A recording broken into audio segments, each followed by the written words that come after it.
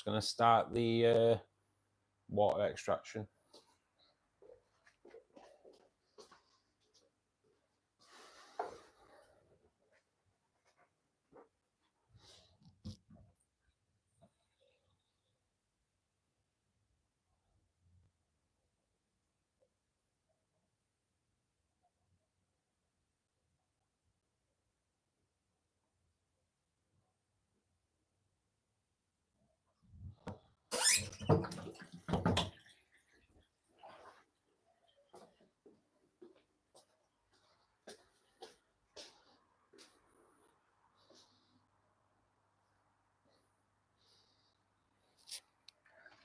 As always, start the siphon, and then I always clean my glass first. So today, I think we're going to look at discussing my latest video that I put on YouTube, and that's euthanasia. I'd just be intrigued on how people do it and if they actually know the right way of euthanizing a poorly or sick, injured fish. So we will get into discussing that later on. I have done a video on it this week on YouTube. It's quite a controversial topic, to be perfectly honest. Got me banned from quite a few Facebook groups this last week in the space of 25 minutes, and loads of warnings from others, and all I did was poll about euthanasia in the aquarium world. So it'd be interesting to see what people say today in the chat. Good morning, M&C Aquatics. Hope you are well today. Just saying about euthanasia, mate, in the fish tank or in the aquarium when you've got a fish. And it's kind of surprising how many people just flush the fish when it's ill. And it's not the advised way of doing it. And I suppose, from what I've gathered from polling it on Facebook for about 25 minutes until I got banned from loads of Facebook groups, I'd say about 80% of people just take the fish out and flush it. It's not really the advised way. So it'd be intriguing on how other people do it, and if they do it that way, the recommended way is obviously clove oil. But there are quite a few different ways, and I think it sparks quite a controversial chat, really. It's quite a controversial topic.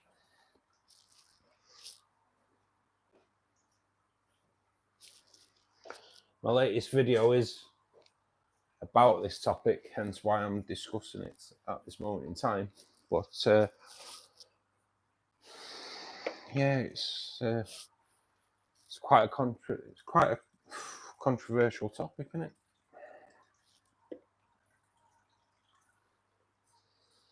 Gonna try and get some leaves trimmed. I have had a bit of a nightmare morning, to be honest, because my washing machine set on fire this morning, so it doesn't smell too great in here. So if my eyes look a little bit watery, and that is because it's stinging like hell, because it has been quite smoky in here this morning, and it doesn't smell too great now. It smells like burning rubber. It's not nice. So water's coming out of this tank now. Just going to try and get a few of these Java fern leaves trimmed back. Some of the ones that are dying off.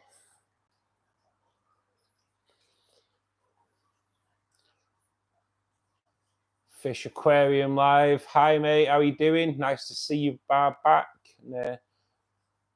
Am I using fertilizer? I do use fertilizers, mate. Yeah, I use a fertilizer called Neutro Plus, and that is like a daily dosage, and yeah, I dose fertilizers daily in all my tanks, apart from my shrimp tank.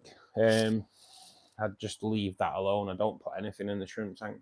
The CO2 tank I use is APT3. But on my 2 big aquariums, I use Neutro Plus, and seems to do a pretty good job.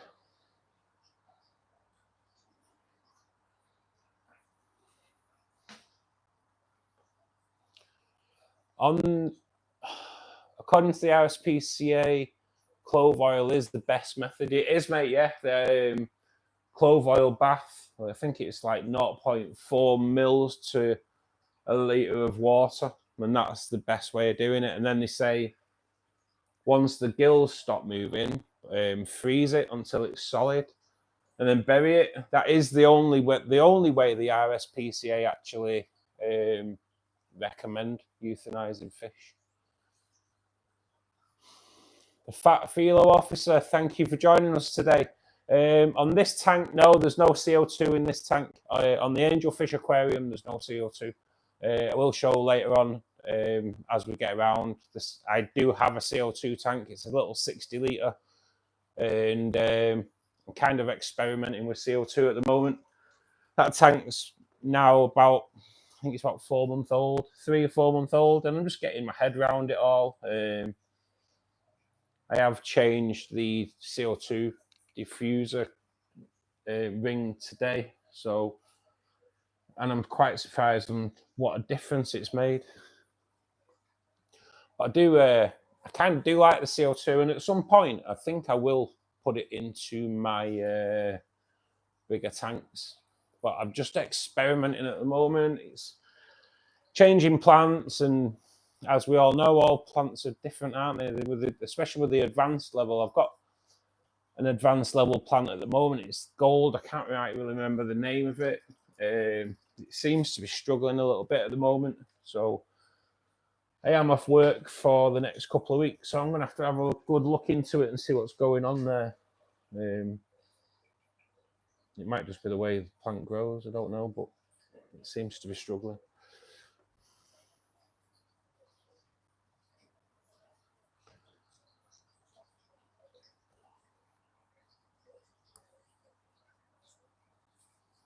Yeah, I use root tabs as well, Tom. I root tab about every 3 months. I have actually made my own root tabs, which I do. I've just tried one, and it's currently sat underneath the Lotus Tiger Lily there. So if that seems to benefit from this root tab that I've made, then I'll knock a video up and say about how and what I've used to make these root tabs.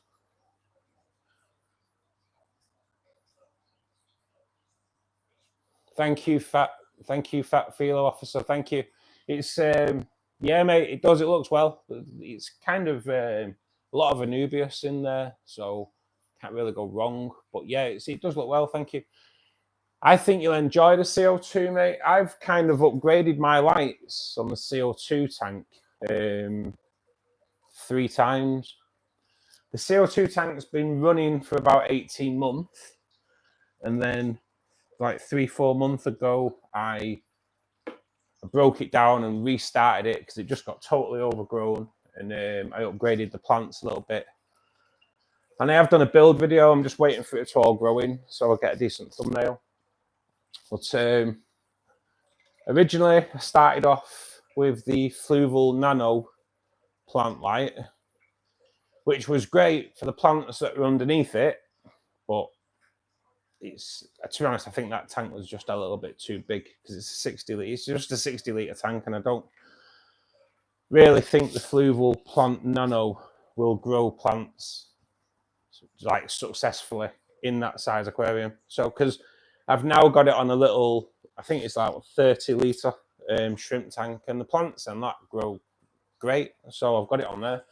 So I upgraded to the Fluval Nano. That wasn't really that successful. Then I put one single Fluval plant light on it, and that was doing pretty well. And then the plants at the back weren't, so now I've got 2 fluval plant lights on the CO2 tank. So yeah, lighting is definitely the way forward, mate. And then the CO2 on top, it'll look amazing. That's what I'm doing now, mate. The red leaf plants. I'm trying them all at the moment. See, you learn by your mistakes, I suppose. So I've set my CO2 tank up now, and it's so I've got like grass carpeting at the front. Then I wanted a full line of Alternanthera rhinaci mini running along, and then I built like a wall, which I've got Anubias on straight across, and then behind that was red plant, gold plant, red plant.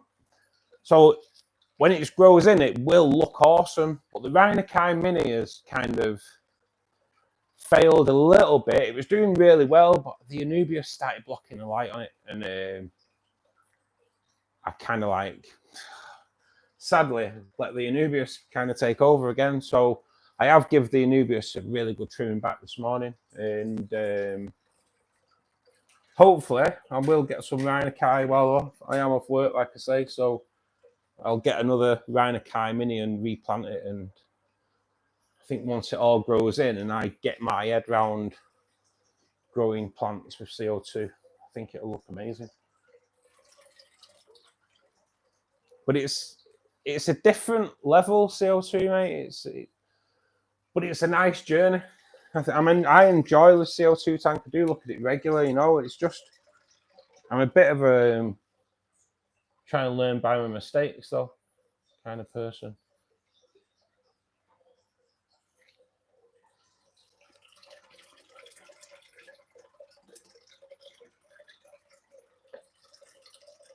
Always take a few of the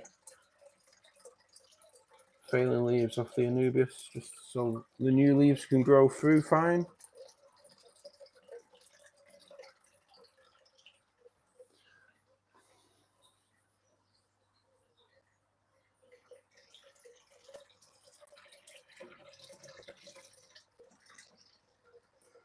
Because I do this weekly, it just doesn't really take that much. Keep on top of it, obviously. So here's a topic, guys. Water changes. Another really contentious issue is water changes, isn't it? So how often? I do 40% weekly, as you'll know if you tuned in before. But some people don't do water changes, and some people do quite a lot. And the other day, some guy was recommending that you do 20% a day. So what do you guys do? What do you lot do on water changes? It'd be interesting to see what other people's takes are, because at the end of the day, this hobby, innit, it's about what's successful for you, because no tank is ever the same, are they? As you know, if you have many tanks, which majority of us do. So like, what's the score? How do you do yours? This gets like 40%. The angelfish gets about 10%. I will do a little bit more on the angelfish today because I didn't do one last week because the angels were spawning last week. So, but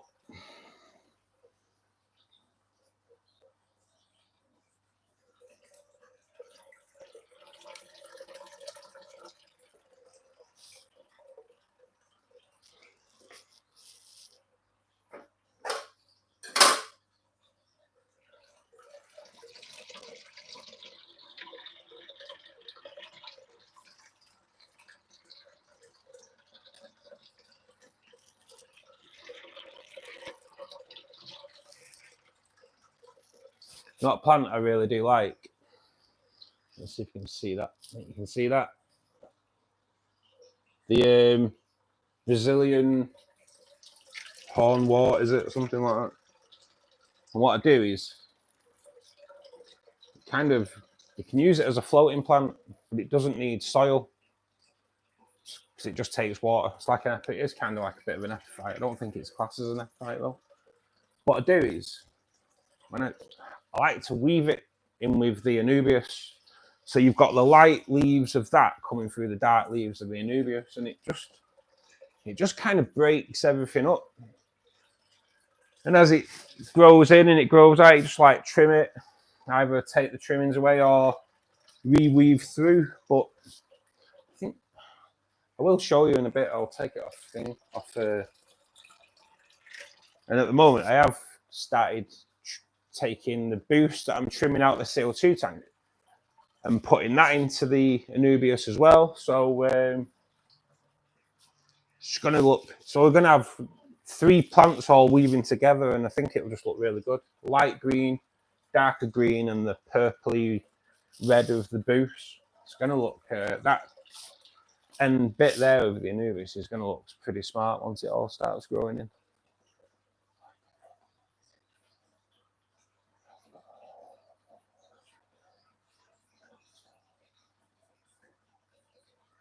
Is that where you are, mate? In Australia? Yeah, I can imagine you get quite a lot of water of evaporation. In my angel tank, that was losing like 12 pints of water a day, and I have put a glass lid on that, which you'll see. Obviously, I've seen anyway because you've been on before. But yeah, mate, it is. I can imagine you probably have to top up every day, do you? Or at least every other day or so.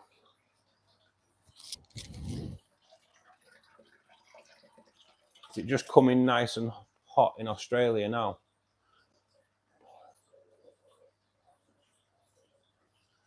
Yeah, mate. You know what? Yeah, quarantine laws. Yeah, I've never really thought of that, but yeah, yeah, that must affect the hobby loads, mustn't it? Because we get repeats of your border force program in the UK, and I do like it. I do like watching it, to be perfectly honest. And you are really strict, but I don't really see a problem in that because of your ecosystem and that over there. It's quite good. But I never actually thought how it affects the hobby.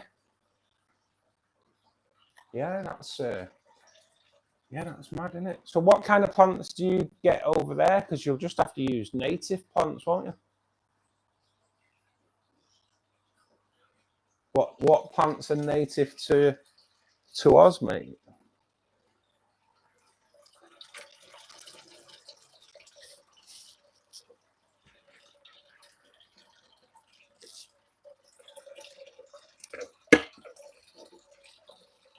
I do apologise, guys. Sorry.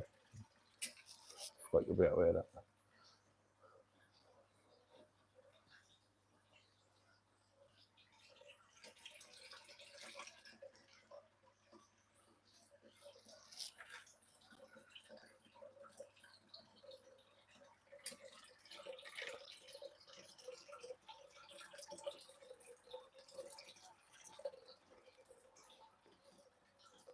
You know, you trim leaves off your plants and they all float to the top, and then all of a sudden they go missing, and then you think you've got them all. And then when you fill the water back up, there's still loads. It's like, well, where did they all go hiding? I think I've got them all.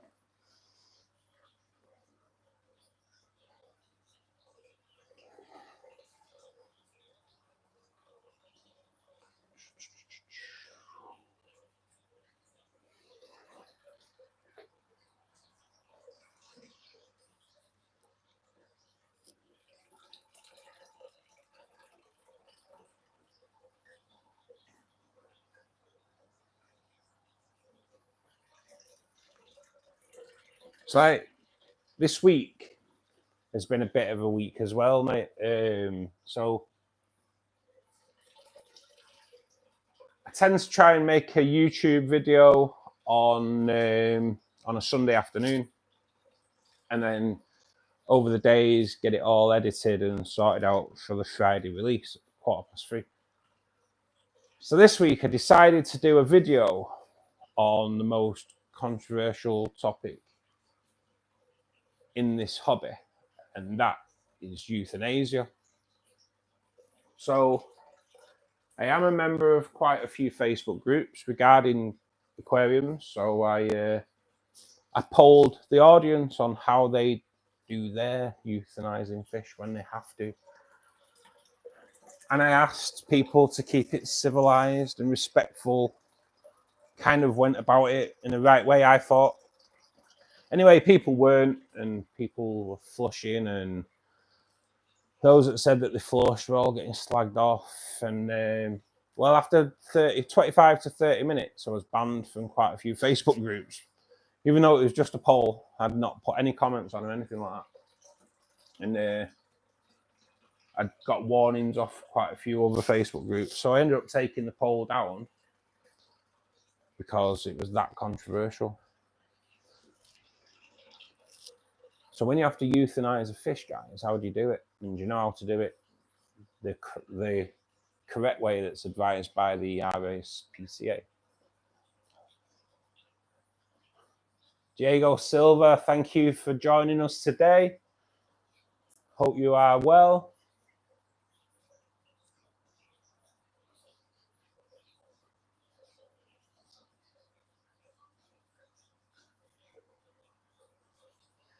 So you do 30, you kind of change, do you change 70% of your water then? Is that weekly? And then you regularly change your filter foam? See, the filter foam, maybe not, mate. I wouldn't change your filter foam too often, because that's like the main breeding ground for your beneficial bacteria. So my filter foams in this tank are over 3 years old, and I've never changed them. I won't change them until they start deteriorating or not doing the job properly. But I think probably the motor of the filter would probably pack in before your filter foam. So just be careful, mate, changing your filter foam regularly, because that's not advised at all. You lose that beneficial bacteria, you're losing your filtration system, aren't you? So just be careful with that, Diego. What, 70% water change? What fish do you have? Because like quite a few need big water changes, don't they? This is a rainbow fish tank. This needs big changes. I've had piranhas years ago, and piranhas need, Jesus, I had to probably do 50% every other day on my piranha tank. So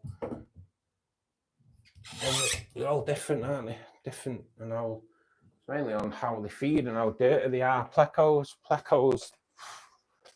they're quite dirty, aren't they? Poop a lot.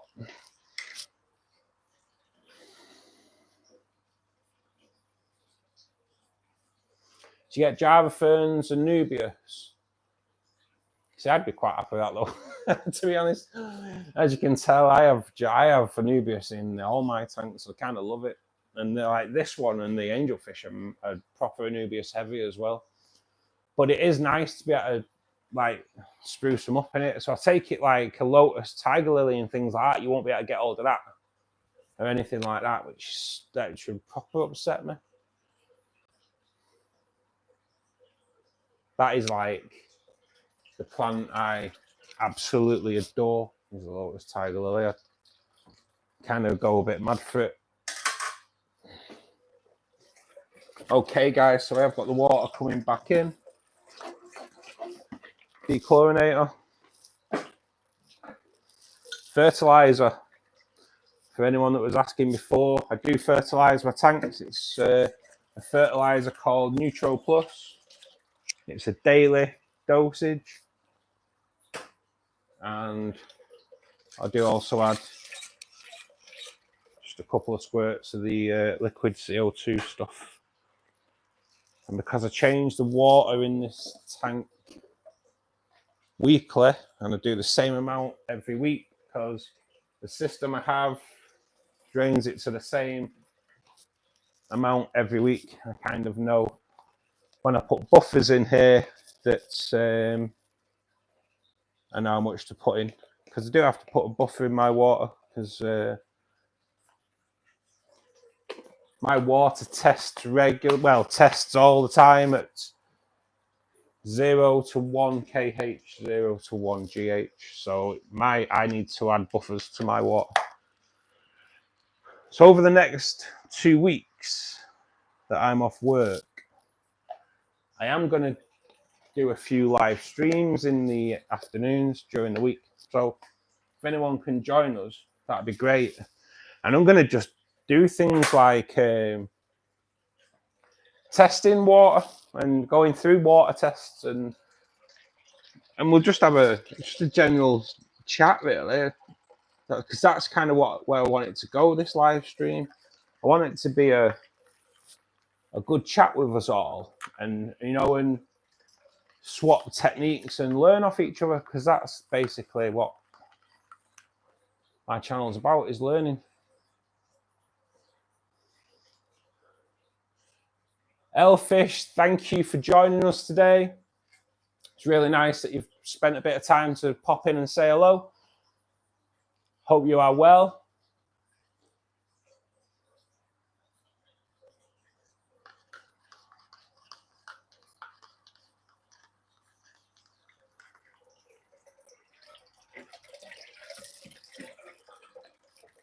That's just a little bit of buffer. I don't put a lot in. I know just how to keep it, regulate it enough, just so it's right for the rainbows.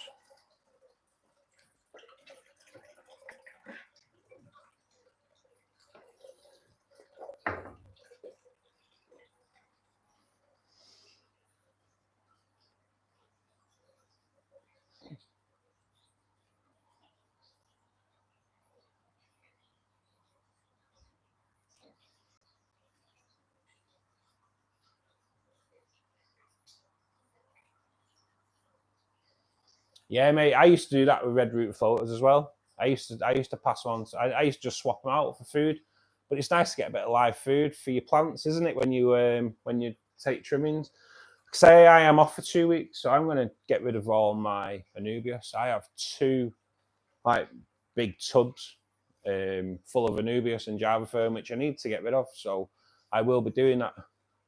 Elfish, my name is Russ, and I'm in Manchester in the UK, where today the sun isn't really shining, but the sky is blue and it is really cold. So that's Manchester for you. No problem, mate. No problem. I will always try and help you out wherever I can, Diego. I'm just glad that you've come in, and hope you can pick up. But like I say, that's what I want this live stream to be about. I want it to be about us learning off each other. I've been in the hobby for over 40 years, but that doesn't mean that I can't learn things. Because regarding plants, yeah, my planting tanks look great, but I'm still learning about plants. And as I say, the CO2 side, I'm learning on that. So we can all learn off each other, and that's kind of how I want this live stream to go. I want it to be a great community on a Saturday afternoon where we can have a bit of a laugh and pick up tips and just have a general chit chat. Hi David, what's it like in the US today? Hiya Scott, that's the good. Australia, that is somewhere where I would love to go, mate. I would love to go to Australia, but there's a big but with me in Australia, and it's not a criminal record. It's spiders. I am petrified of spiders. Totally petrified of spiders. Always have been. Don't ever see that changing, to be perfectly honest, because even if someone recommended hypnosis and they go, right, we'll hypnotize you and then we'll give you a big tarantula, I'd be like, you ain't putting no big tarantula near me, mate. You get knocked out. So I don't think my fear of spiders will ever go away. Hi, Scott. Always learning, mate. Yes, we are.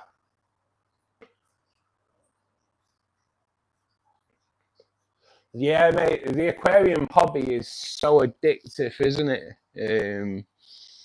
So a couple of weeks ago on Facebook,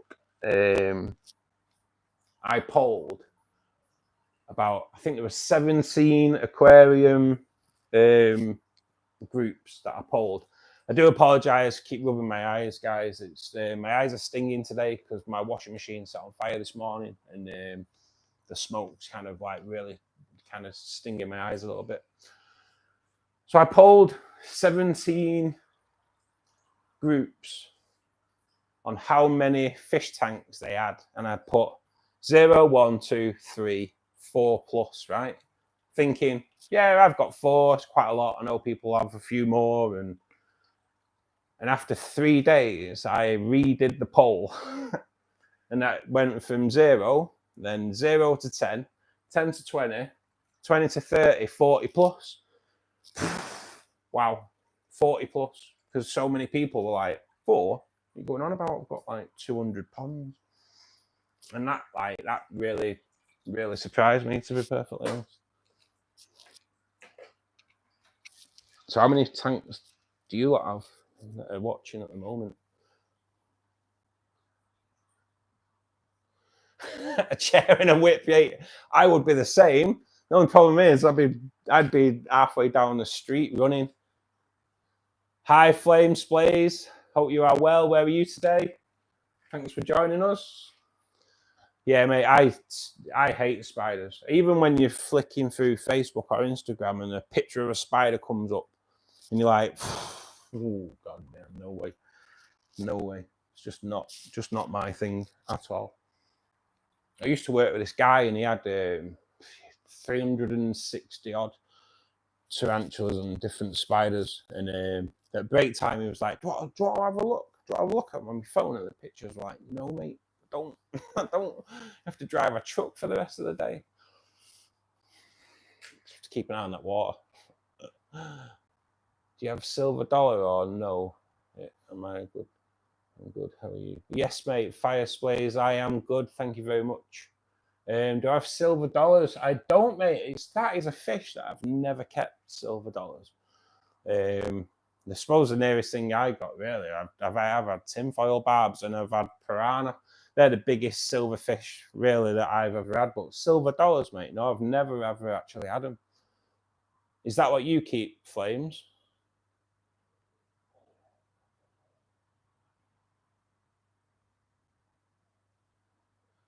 So you have 60. Oh my God, you have 60. Scott, that is a lot. So do you breed? Just bear with us, guys. I'm just going to turn that water off.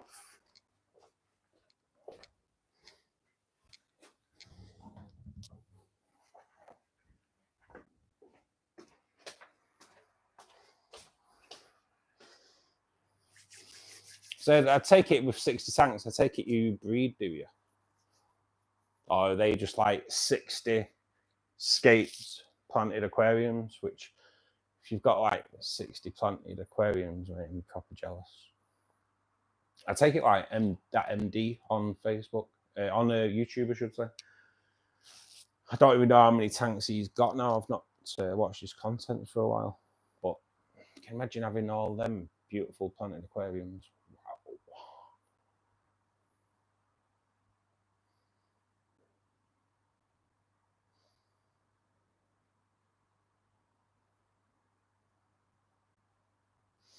Yeah, mate, silver dollars. I wouldn't mind having a look at them, actually.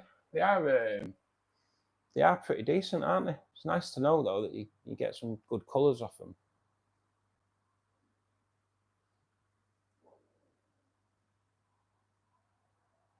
Right, so yeah, okay. So you got one community tank, they all work tanks. So is that breeding then, mate? Yeah.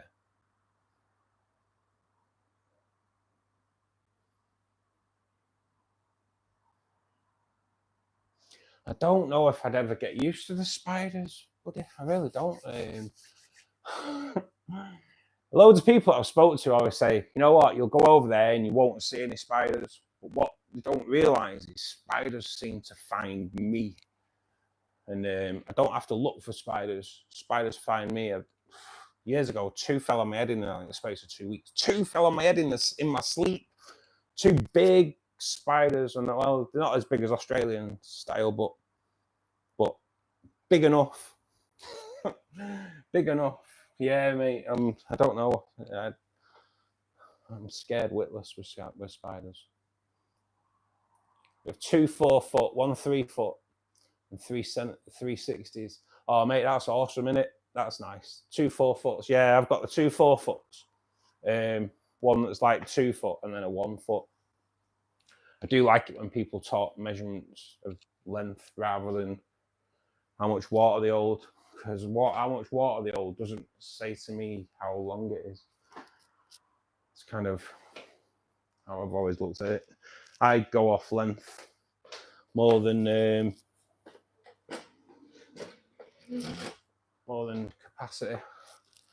Right, guys, just going to move us around to the angel tank.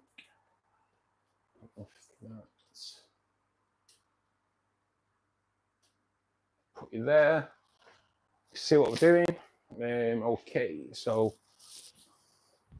if any of you have tuned in before on the live stream, you might know about the glass lid, because it is a rimless aquarium, but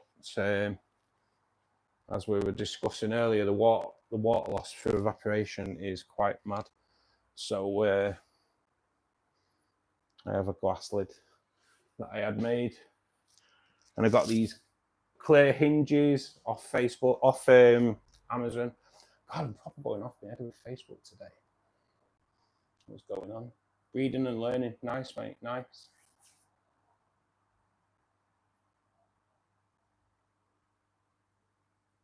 Yeah, mate, I like Cories as well, buddy. I do. I've got quite a few different types in both my 4-foots. I've got a 6 albino in my CO2 tank as well, which I'd like to breed, but for some reason, a lot of people have success breeding Cories and I don't, so I don't really understand why, or if I do, then maybe the eggs get eaten and I just don't see it. I'm not sure.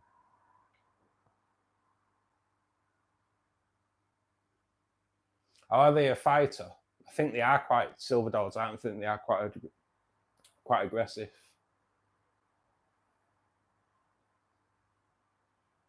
Thank you very much, Flames. Thank you for subbing.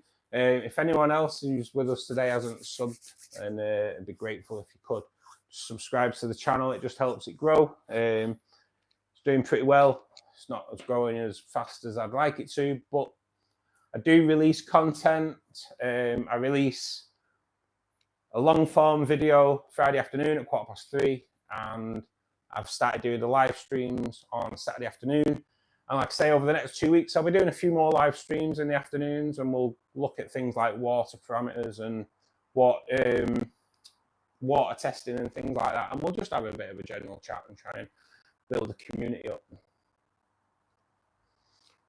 You have to go, mate. No problem, Flames. I really appreciate you popping in today, and I really appreciate you subbing to us. So hopefully you can pop in during the week. And hopefully, definitely next Saturday, I'll be on here, mate. So if you could pop in, that'd be great. Have a great day. Have a great week. And we'll see you soon. Thank you very much, Flames. Thank you. Yes, mate. I do love my tanks. I do. I love them, the race. Subbed up. Thank you, Scott. Thank you. It's nice. Very nice. Like I say, I'm trying to build the channel. It would be nice to make this my full-time job at some point, but I think I'm a long way off that. See you later, Flames. Thanks for joining us, buddy. So the glass lid that I was talking about, I had it commissioned from a glass company. Have a great rest of the week. Thank you, Flames. You too, buddy. Take care. So yeah, I had this glass lid made. I'll cut out from a glazier's near where I live. I mapped it all out, how I wanted it, made a template, and I got the clear hinges from Amazon, and this now has been on for over a year. It's never given me any problems regarding air transfer, oxygen transfer to the water. People say it would, it doesn't. It stops me losing 12 pints of water a day on operation. and I can't knock it. I can't knock it. When I'm sat down, I don't see a lid like I do on the Fluval Roma. So for me, I know with a rimless aquarium, you can look down. You can still look down and see it because it's glass. But yeah, it's not a naked or bare. It's water. There is a lid there. But when I'm sat down and I look over, or when I'm in front of it and I look, I don't see the lid. But there's the. I don't know if you can see that really, but that just gives me great access for feeding and for when I'm doing the maintenance on here. See you later, Flames. Sleep tight, buddy. It's mad, isn't it? It's probably, it must be like bedtime for that guy. Love it, love it. Yeah, mate, I watch MD. I've not watched as much of MD recently. And but Fish Shop Matt, he's just a hive of information, the Fish Shop Matt.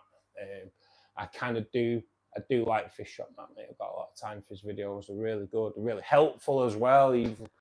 Again, I've learned so much from Fish Shop Matt. Actually, he recommended the heater that I've got in this aquarium, which is the Fluval T series. I think it's a T series. He did a review on it and he proper like bigged it up. So yeah, I ended up getting one of them, and it's such a great filter. Actually, it's on the rainbow tank. It is. It's on the rainbow tank, and it's always got a light on it, so you know it's on. It's the light on it is blue, but when it actually turns on and it's heating water, the light goes to red. And it is such a great thing to know that, because you just like to know that it's plugged in, yeah, but how do you really know it's working? It's nice to know the light on there, innit? Got some work to do. Thanks for joining us today, Scott. Hope you have a great evening, great afternoon, and see you again soon, buddy. See you, mate. Thank you for joining us today.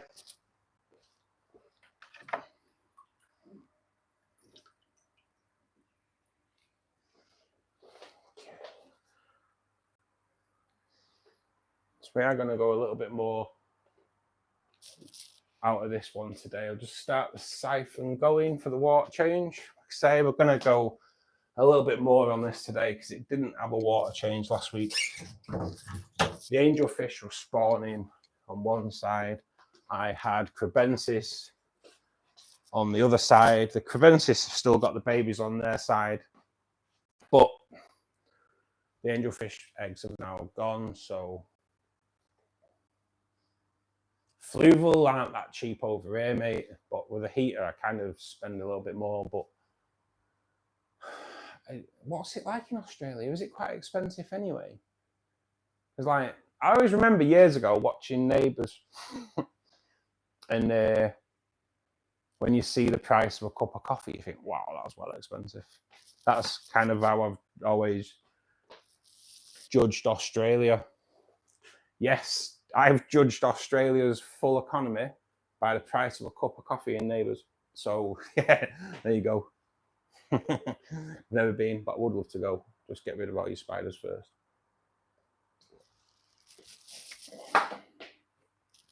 Okay, so the water's coming out of here. Different sponge for the angel tank. Now in here, I was running a bit of an experiment. So I do have a kind of moss in here, and it's a floating moss. And I can't remember for the life of me. Is it Ruacans or something like that? I can't think of the name. I will get the I'll get the label out in a bit. And it's a floating moss, so but you can kind of pin it down. When you pin it down, it's like a light green colour. It's really, really nice. I've got it in my shrimp tank. But as it grows, I've been trimming it, and I've been kind of tying it to little pieces of slate, and I want to carpet the front of this aquarium with it, but kind of not really worked. It's not gone according to how I wanted it to go, so I will take that out today and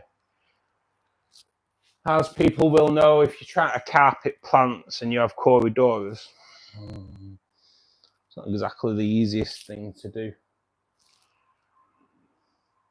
And they're not destructive either. They just forage around the bottom, so it's just pretty difficult.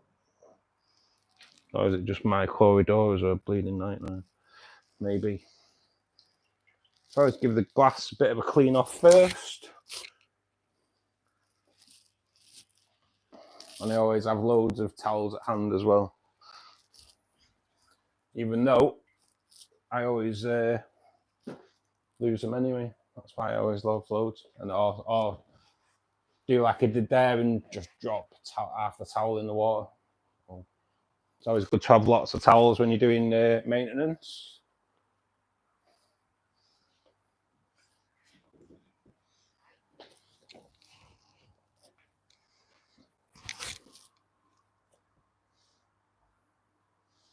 Random 2, hi mate, how are you today? Thanks for joining us. Good to see you here. Hope you're having a great day.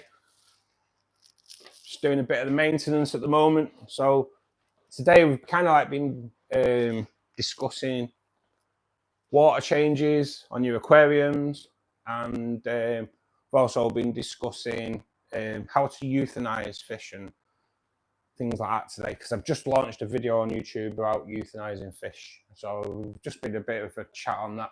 Thanks for subbing, mate. Really appreciate that. If anybody that's in it hasn't subbed yet, please do so. It just helps the channel grow. And share any content and liking content just helps the channels grow as they do. Helps them get noticed by that YouTube algorithm that everyone seems to be quite hard for it to notice.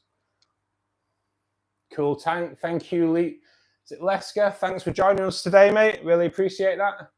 Thank you for your kind words. I do kind of spend quite a lot of time working on these. I do quite a bit on them during the week as well, you know, just like you do, tinkering.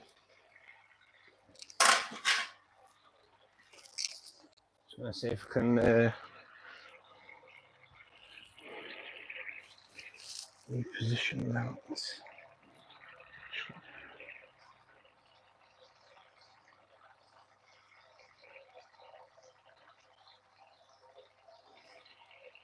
This is a pain, this plant. It's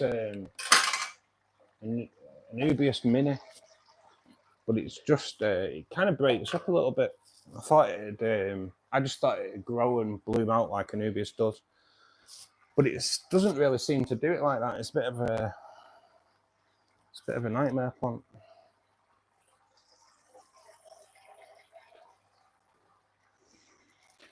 We'll try and reposition that back along that row there. So this, I think it's called Rubicons or something like that, but it's coming out anyway.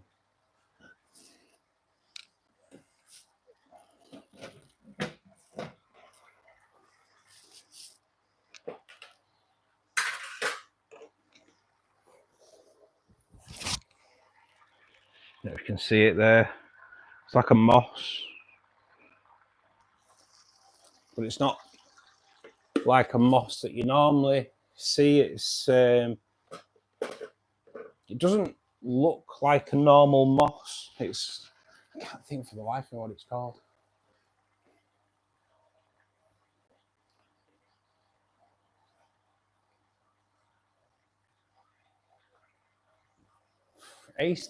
Southeast Asian fish that will be trending on the global market. I've got a clue, mate. I haven't got a clue. Cheers, Random. Thanks for joining us. Thanks for subbing as well, mate. Means a lot. So I don't know if you can see that really that great. That's the moss, and it's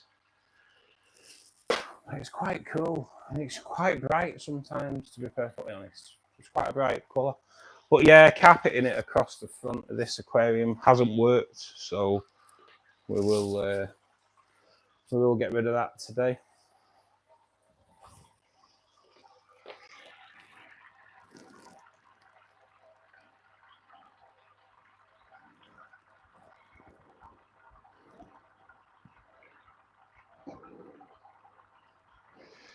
with it being a floating moss, it kind of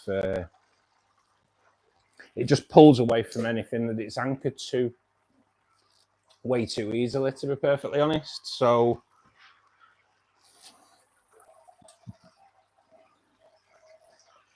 I thought it would work, but it kind of hasn't. It's been a bit of a failure, but never mind. Like as I say, you learn by your mistakes, don't you? You learn by mistakes. So I think at some point I will probably end up putting CO2 into this aquarium, because I would like to just carpet something along the front. I really would. Like take a bit of the Anubias out, maybe just get it back down to a bit more how it was when it was originally scaped, a bit more bare with the bit more of the wood exposed and the rock.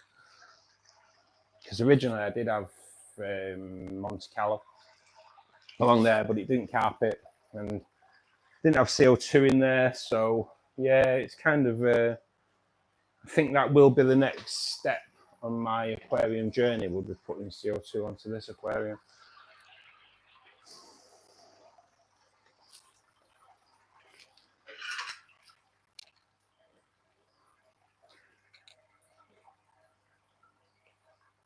Hi Luna, hope you are well. If I remember rightly, is that Logan?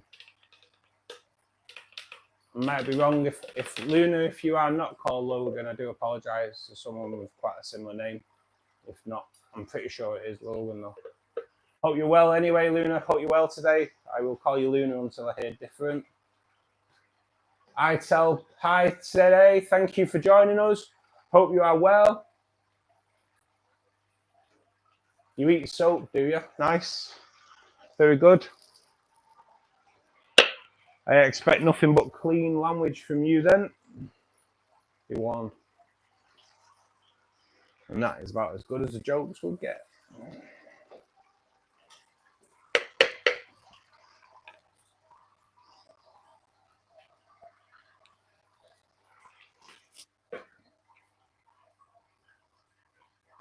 It's I don't know, mate. I've never eaten soap, I'll be honest. It's not something that floats my boat.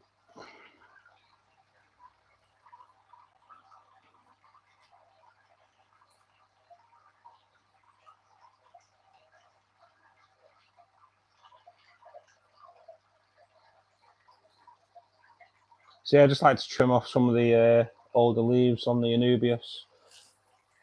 Just like that light getting through. Yeah, mate, come and have a go at stealing my soap if you want, mate. Good luck with that, though.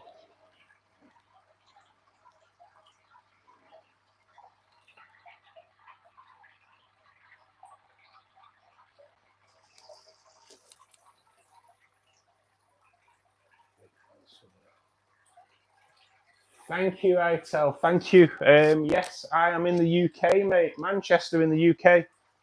Where are you? Where are you based?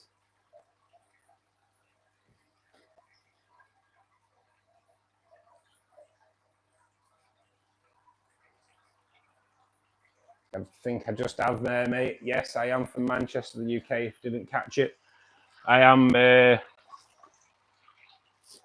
currently enjoying the cold weather. Where are you from, buddy?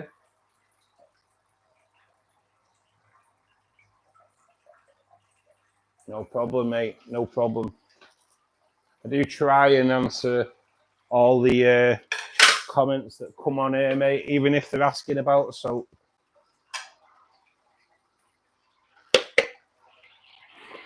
I am trying to build a little Saturday afternoon live fish club, maybe, where we can all just join in and have a general chit chat. It'd be just nice to have like a Saturday afternoon fish club. Maybe that's what we call it. BGN Aquariums Fish Club. Maybe I am going to start doing a live stream throughout the week over the next couple of weeks, just while I'm off work, on holidays or vacation. So yeah, maybe BGN Aquariums Live Fish Club. Maybe that's what we start calling it. So I'm going to leave the water level at that today for the angelfish aquarium. That's around about twice as much as what I normally do. As I say, I didn't do any water change on this tank last week because the angelfish were spawning and the cribs were spawning. The cribs weren't really an issue. The angelfish were an issue because the eggs were right at the top. So I think if I'd have taken any water out, the eggs would have been out of water. So, but I'm kind of used to that, to be perfectly honest, with the angelfish aquarium, because they breed every 2 to 3 weeks.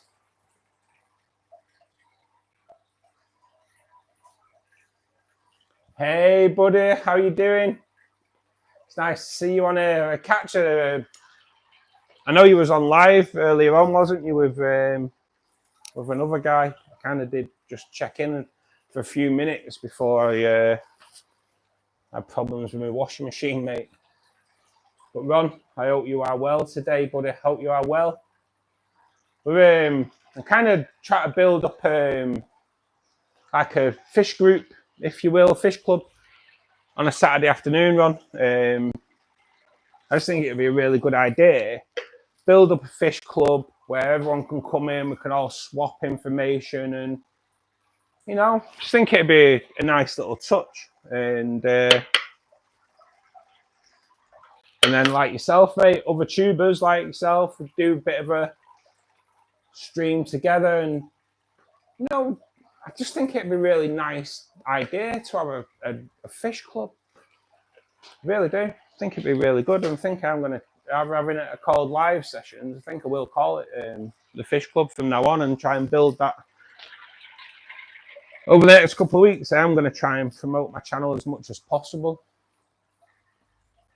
Yes, Ron, I'm doing good, mate. Yeah, I'm fine. I've had a bit of a nightmare morning, mate. I will be honest. My washing machine set on fire this morning, so if I do rub my eyes, it's because my eyes are proper stinging in here, because it just doesn't smell too great. I know, mate. Wouldn't it be? I think it'd be good, wouldn't it? Bit of a fish club going on. Other YouTubers hopefully can get involved, big or small. You know, I just think it'd be great because everyone does it differently, don't they? And like, you know, you're on the other side of the world from me, so it'd be great to do like a collaboration, see how things are, so how things are so different, or if they are any different. I just think it'd be a good thing to do, and a good way of building a community. Southern California, oh man, that's where I want to be. Everyone here today. So we've had Australia, Southern California now, and I'm stuck here in the UK where it's really cold. So yeah, that's so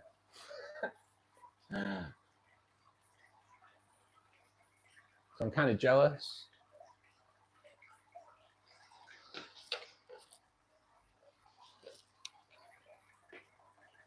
Do you breed and sell, Ron? Is that what you do? Because you've got quite a few tanks and that set up, haven't you? Do you breed and sell? I saw the other day that you'd got some green jades as well.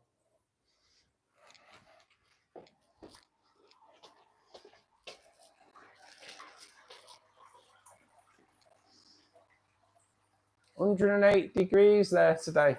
Nice. Just in relation to that, mate, it's 8 degrees here today. So you're just a little bit hotter than what it is in the UK today. It is proper cold here today. It's incredible. It's incredible. It's proper cold.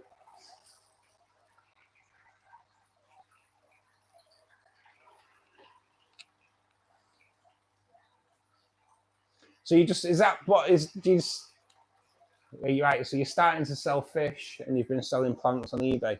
I know, mate, to be honest, I'd probably be better off doing that, really. Because I've got quite a lot of Anubias that I can sell, and I don't know whether to sell it on eBay or just to take it to a store and swap it out for food. Do you do all right at selling it on eBay, mate? What's the postage like? And that are people willing to pay that little bit extra for the postage? 42 degrees, mate. That's crazy, isn't it? Man, I wish it was that around here. I really do. Just tell me I'm back with my jeans on now. No more shorts. I've put the legs away for the year. So they do all right. Yeah, I might have to look into that and start trying to sell some on eBay. When did you get monetized, Ron? I got monetized a couple of weeks ago for the so you can do like the supers and all that. Postage and sales tax, yeah, mate, yeah. I think right.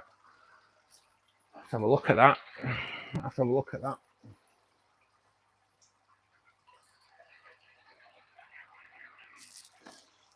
Right, so let's have a look.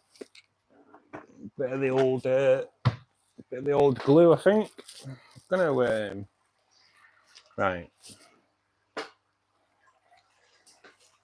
Kind of bring you down here a little bit, I think. So I'm gonna try and do a bit of gluing this Anubias to some slate. Let me see if it can get it back in. Oh, I don't want to do it off camera, do I? So I'll have you down here for a bit.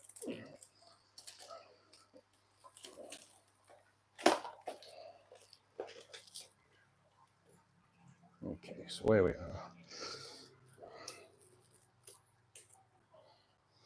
I think if we put it down here like that, I don't think you're going to be able to see what I'm doing, but at least you're a bit lower level anyway.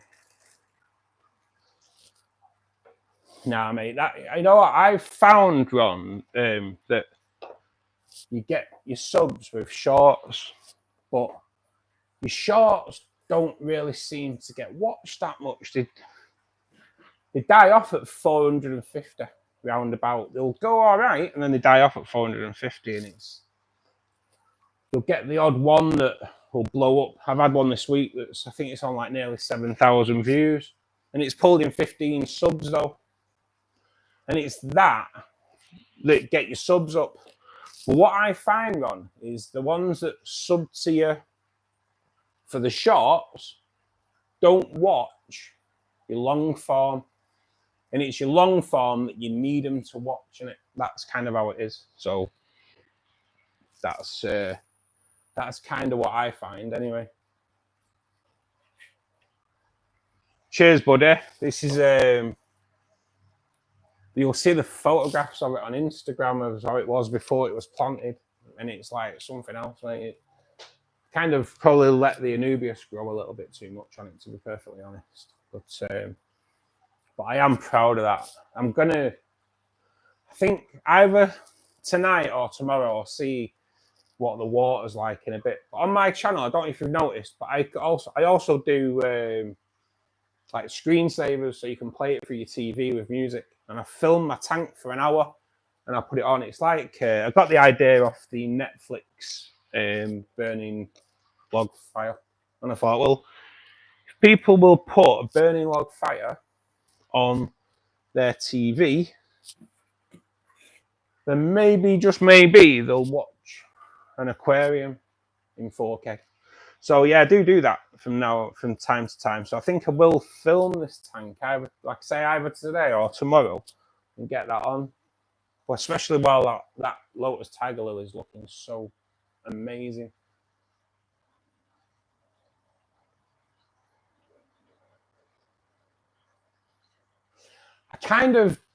I've done not building the lid, but I kind of have a little bit, yeah.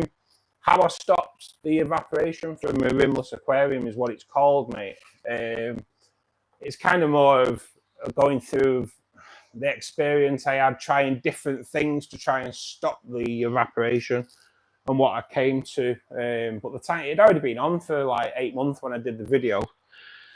I only did the video because someone had asked on Facebook how they could stop the water loss from a rimless aquarium.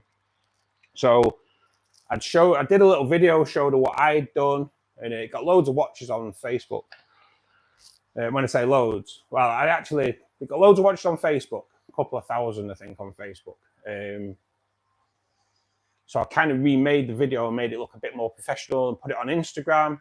it got just short of 300,000 watches on Instagram. So I did it on YouTube, and that's, I think it's on like 12,000 watches on there, mate. But so I made a long form video, and yeah, mate, that is on my channel, buddy. Yeah, but it just shows you a bit more in depth of what it is. Oh, there's the fish tanks on Netflix as well. Can we sell fish tank footage to Netflix? That's something, isn't it? Don't know. I need to keep an eye on that water level, don't I? Because I'm down here messing about, which is something that I never do.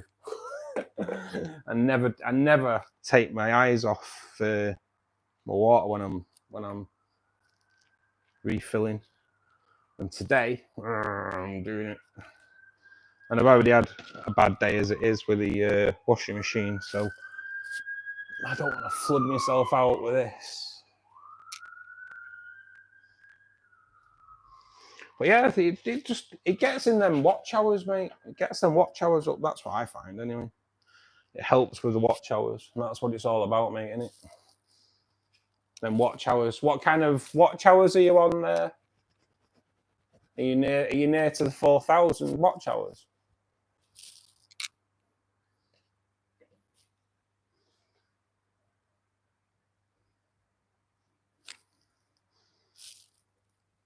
I have to check them out. I will check them out, Ron, I will.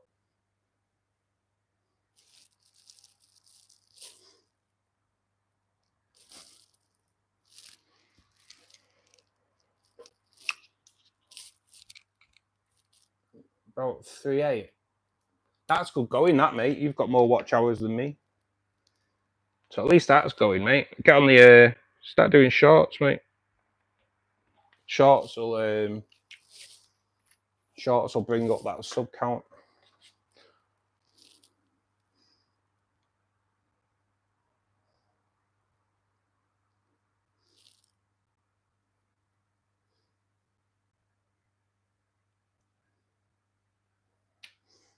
Just keep an eye on that. I try and keep an eye on that. Wedge the Anubius so it sticks onto this slate and not get flooded out. The main thing, not get flooded out.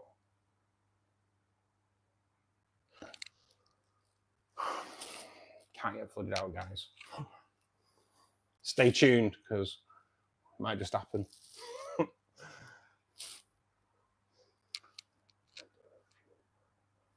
Yeah, see, I do the shorts, mate. I do. I try to do a short every day, but I'll be honest, I've kind of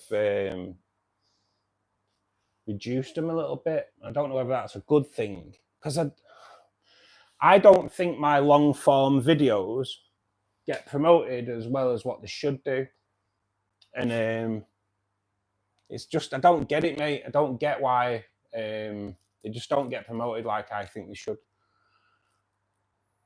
So it might be the shorts that are kind of stopping that. I'm not quite sure. I'm not sure if shorts and long form work together. I don't know. When you watch vidIQ and all that, it kind of says that it does, but it doesn't for me, mate. I do struggle with the with YouTube algorithm. I really do.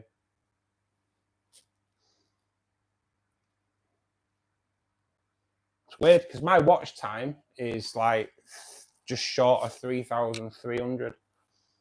So yeah, mate, I don't get how my videos just don't get promoted by YouTube.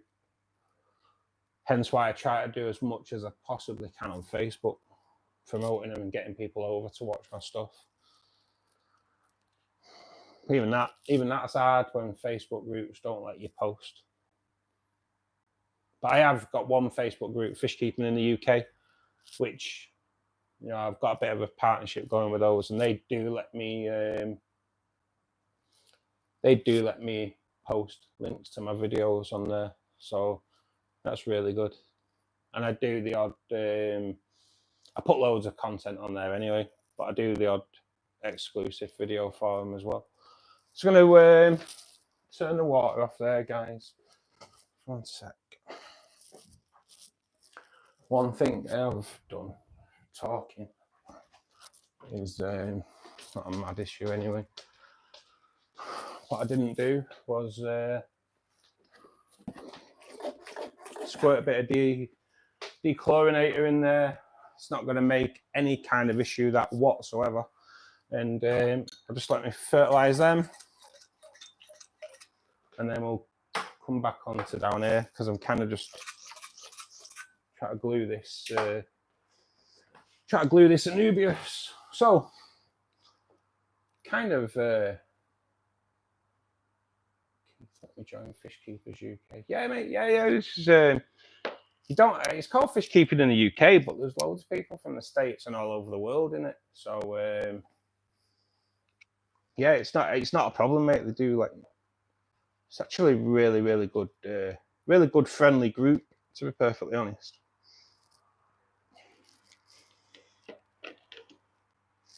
Okay, so I've got one done. I know you can't see it, but I have got one done. Just got to do another, and then hopefully these kind of stay down a little bit. It's a great little group, mate. It is a great group. Yeah, actually, to be honest, the guy who runs it, Craig, he gave me the heads up that it was kicking off regarding me polling euthanizing fish. So I don't know if you've seen it, Ron, but I did everyone that's in at the moment. So my latest video is about euthanasia, obviously in the aquarium hobby, and how people euthanize fish. So last week I polled Facebook for information how people do it, and I'll be honest, it's quite frightening. It was only on there for 30 minutes because it just caused that much hassle for all the groups and that. Like I say, I got banned from 3 groups. I got warnings from groups, and ended up just taking it off. And it's surprising the information I got though in that 25 minutes, how many people actually do it wrong. And no, Ron, couldn't believe it, mate. Couldn't believe it. It was proper mad. In 30 minutes, I got banned from 3 Facebook groups. I think I received 8 warnings, and ended up just taking the post off. I've actually reposted it today, but not in any groups, just on my feed. So, and that's just to try and get people to come over to the video. And it's surprising how many people do it wrong and think that just flushing them is the way forward, which I know a lot of people do. And but there's so many bad things to do with flushing your fish, and it's not just about the being inhumane. It's the fact that you can poison the water that you're putting the fish in, spreading diseases, as some of our Australian people that were in here earlier would know all about, because they're proper strict. So we had a guy in from Australia before, and he was saying that it's really hard. The aquarium hobby in Australia is really hard because you can't get the plants that we get. And I have seen the border force programs in Australia, and I know they are proper strict, but I never actually looked at it having any kind of influence on the hobby itself. And it does have a massive in Australia. So if you have an aquarium in Australia, really, by the sounds of what I got told earlier, you can pretty much have Anubias and Java fern, and that's probably around about it. So it's that was a bit of an eye opener. That's something I've learned today on this stream, so that's good. It's nice to learn things, isn't it, when you're doing these things. But yeah, that's kind of what he said. It's a bit mad, that, isn't it? So yeah, so euthanizing fish is such a topic, crazy topic. Who'd have thought that it would cause so much argument? So the video goes into loads of different methods on doing it, and then we cover the only method that's recommended by the RSPCA. So if you are a fish keeper and you don't know really how to euthanize poorly fished safely and humanely, then give the video a watch. It's well worth it. But I would say that. So, I still think it was worth the bans, to be perfectly honest. I do. I'm going to bring you all back up here, guys, because I've done what I needed to do. Just bear the close-up of my ugly mush. There we go. And we're back. We are back. So I will just get rid of the hose out of the way. Just, get this Anubias in. Hopefully it sticks to our... See where we go.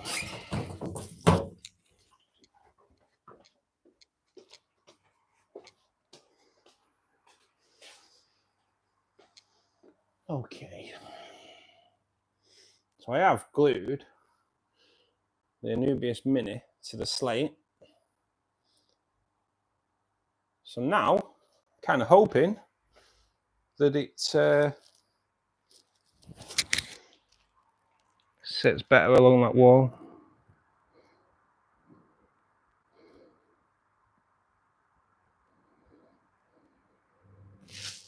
And didn't think of that. That's a problem in it. Towels, loads of towels. And the other one there, I don't really see if you can see that properly, but so that's a Anubias Mini that I've glued onto a piece of slate using Gorilla Glue gel, which is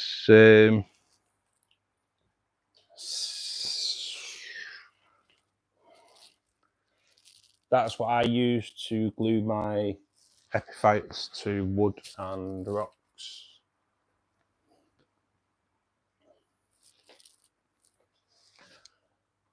And it's really good. Does the job. And it has done the job as well. So that Anubias now, I will do the others, seeing it does look pretty good. So that's the maintenance kind of done on these tanks today, which is really, really good. So I think what we'll do, we'll just put everything away. I'll grab a drink and then we'll have a bit of a chat. So the lid down on there.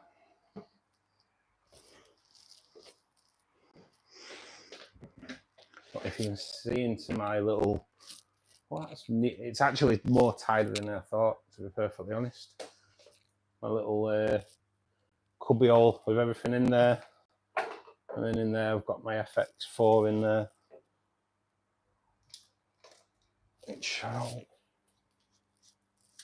There we go. That's a bit better, isn't it? So that's my FX4, and that's a tub of brine shrimp eggs that sat on top of it. But yeah, that's kind of what I run in here. So on this, I do have 2 filters in this. I do have quite a large internal sponge filter in there as well, which I was kind of grateful for. So when I set this tank up, it had altogether there's like 9 caves, and the flow wasn't enough to keep the caves clean. So that was I had an Oazi in there, so I did put a little internal filter in there just to get that flow a little bit more, and it helped. It did help. But then that kind of leaked on me, so it got binned off, and I got the FX4, and the FX4 is absolutely brilliant. I've got to get some tank maintenance.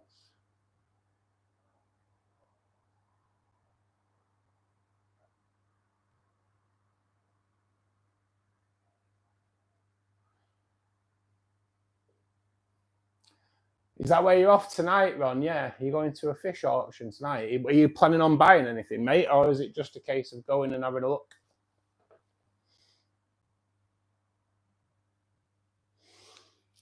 What filtration do you use, Ron, in yours? What filters do you use over in the States? I don't know what the score is.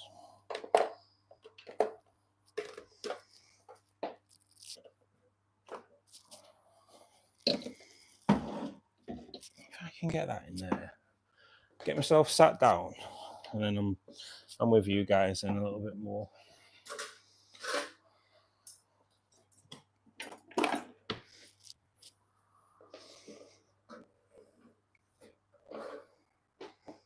The towel's down there, fish weights on there. I'm gonna tidy up in a bit, and then. Oh, you're selling tonight, mate? Yeah. Straighten me out. It's Russ, mate. Yeah, Russell, really, but I'm not a big fan of the name Russell, buddy. But yes, it's Russ, mate. But to be honest with you, buddy, so many people call me Ross as well. I kind of, I answer to any of it. I answer to anything. But yeah, it is Russ.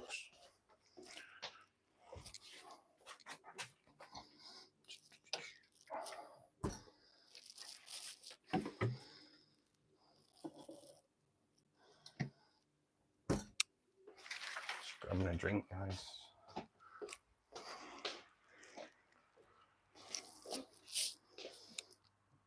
Oh, let's have a look. Let's bring you in a little bit nearer.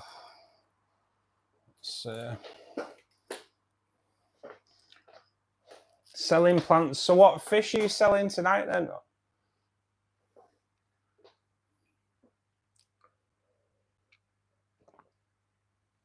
Do you like that seat? It's just it's like a decorator's kind of bench that you can stand on. But it makes a great little table for when I'm doing my maintenance. And it's just the right height for sitting on, doing this and my long form videos. My seat.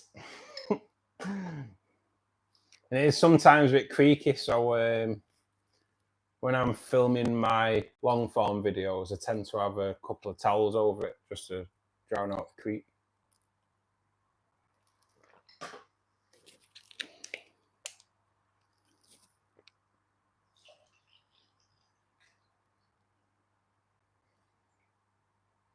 I do have a pretty decent office chair, to be perfectly honest, mate, but I'm always scared of turning round and smashing the tank behind me. So I retracted from using that quite early on into my YouTube career. Mickey Mouse Platties, Crepensis, Albino Cribs, Neon Orange Swordtails. Oh, I bet they're nice, aren't they? Neon Orange. I don't even think I've seen Neon Orange. Josh, thanks for joining us today, buddy. Hope you've had a good week. Nice to see you. Nice to see you return. Really good. I've motivated you to get a 55-gallon tank, have I, mate? Yeah. Good work. Don't send me the bill though. Don't. Your pocket is probably shouting at me, innit? Not cheap things to do, are they?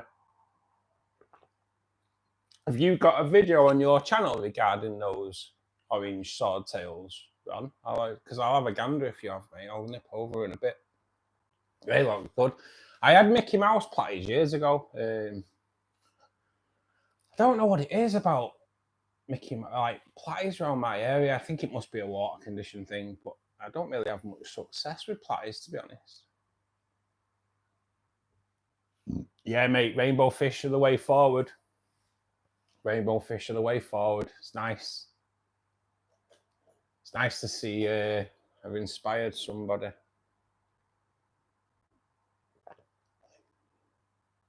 I'll have a gander, mate. I'll have a gander on swordtails. I do like swordtails, but like I say, it's a bit of a weird thing around my way. I do seem to struggle with live bearers. Endless, even the endless seem to struggle a little bit in my large tank, but that might just because of the flow and that. I don't really know. They do all right in my shrimp tank. We'll have a gander, mate. We'll have a gander. And I used to have swordtails years ago when my tank was set up for more community. But I had swordtails then. I had koi swordtails. They were something I hadn't seen before, and yeah, kind of like them. They're pretty decent.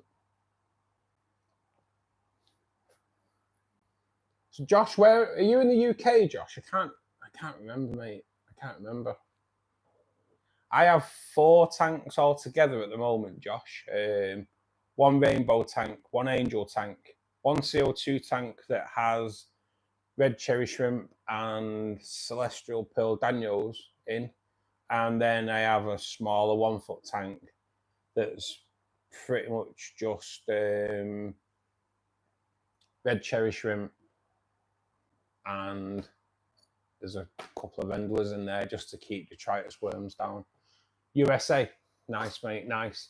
So, so yeah, I see. Do you get a different type of rainbow fish over there, buddy? What types can you get hold of there? Because, like, really, my area, I'm getting like Bozeman, I get blues, regular can see blues, Madagascars.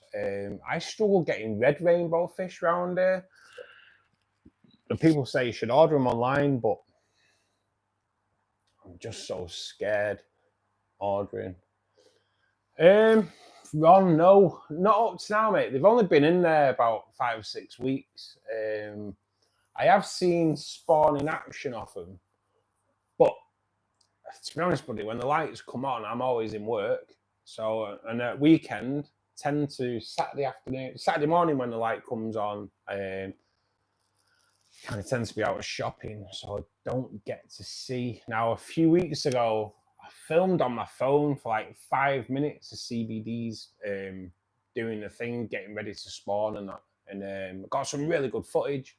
And I realised I hadn't pressed record on my phone, so I got 0 footage. But I'm hoping that the CBDs do spawn, mate. In that tank, it's CBDs, and I've got 6 albino cories, which I would also like to spawn, but I struggle with my cories, mate. I don't seem to. I never see any babies. Never really see any. You see, sometimes you'll see a little bit of spawning action, but nothing major. My angelfish spawn all the time. My cribs spawn all the time. My rainbows, you get a spawning action off them regular as the lights come on. So, kind of hoping that the CBDs do, mate, because I'd love. It's something different in it. Do like them though. Something I'd never really seen before, and I'd read about them on a Facebook post, and I was like, God, they're amazing. So I'd gone out and walked into this shop that I'd never been in this shop before, and as I walk in, boom, what do they have? CBDs.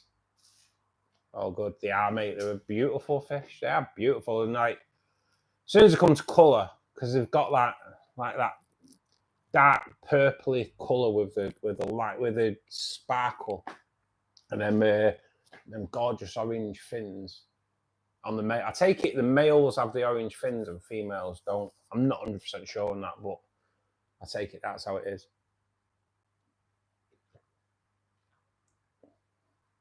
So you're gonna have to buy them online. So, right, I can't call buying online because I've never ever done it. And I know loads of people do it, and loads of people are successful with it. The only problem I have with buying online is not the retailer, it's the delivery service. And depends who it is. Some of the delivery companies in the UK are great, and some of them are not so great. So that's kind of what puts me off.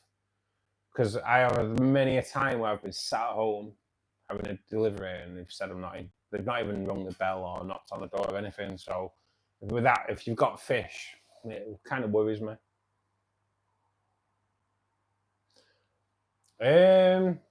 Would I rather have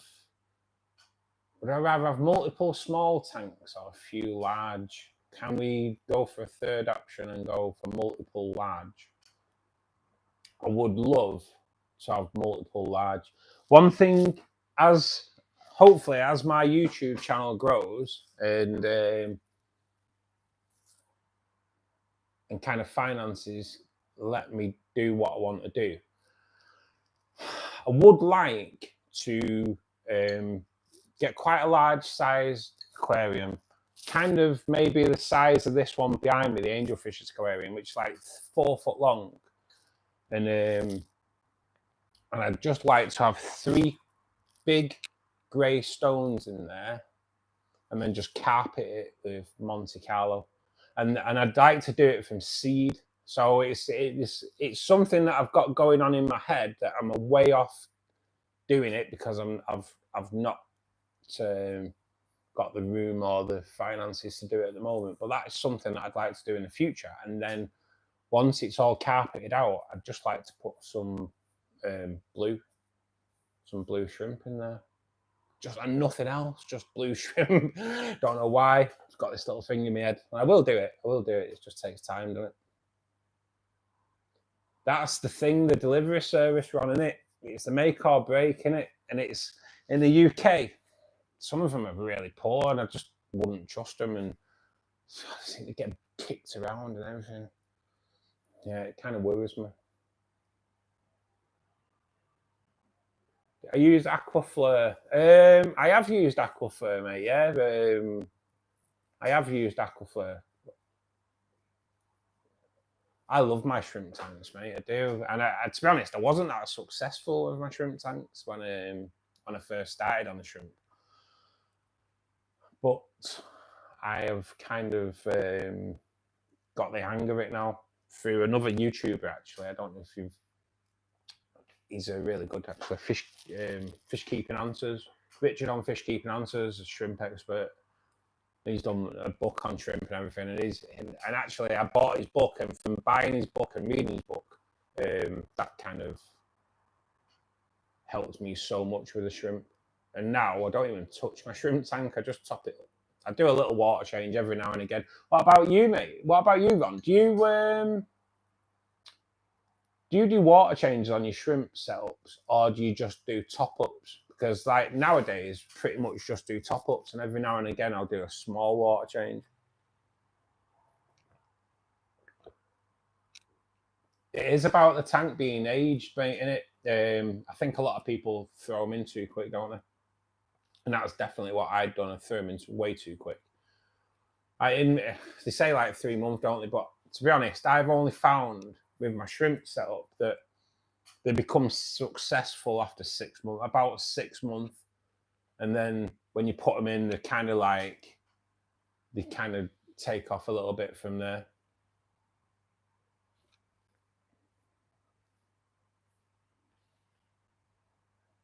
Really, Rod? Do you do that much? See, I don't really do that much.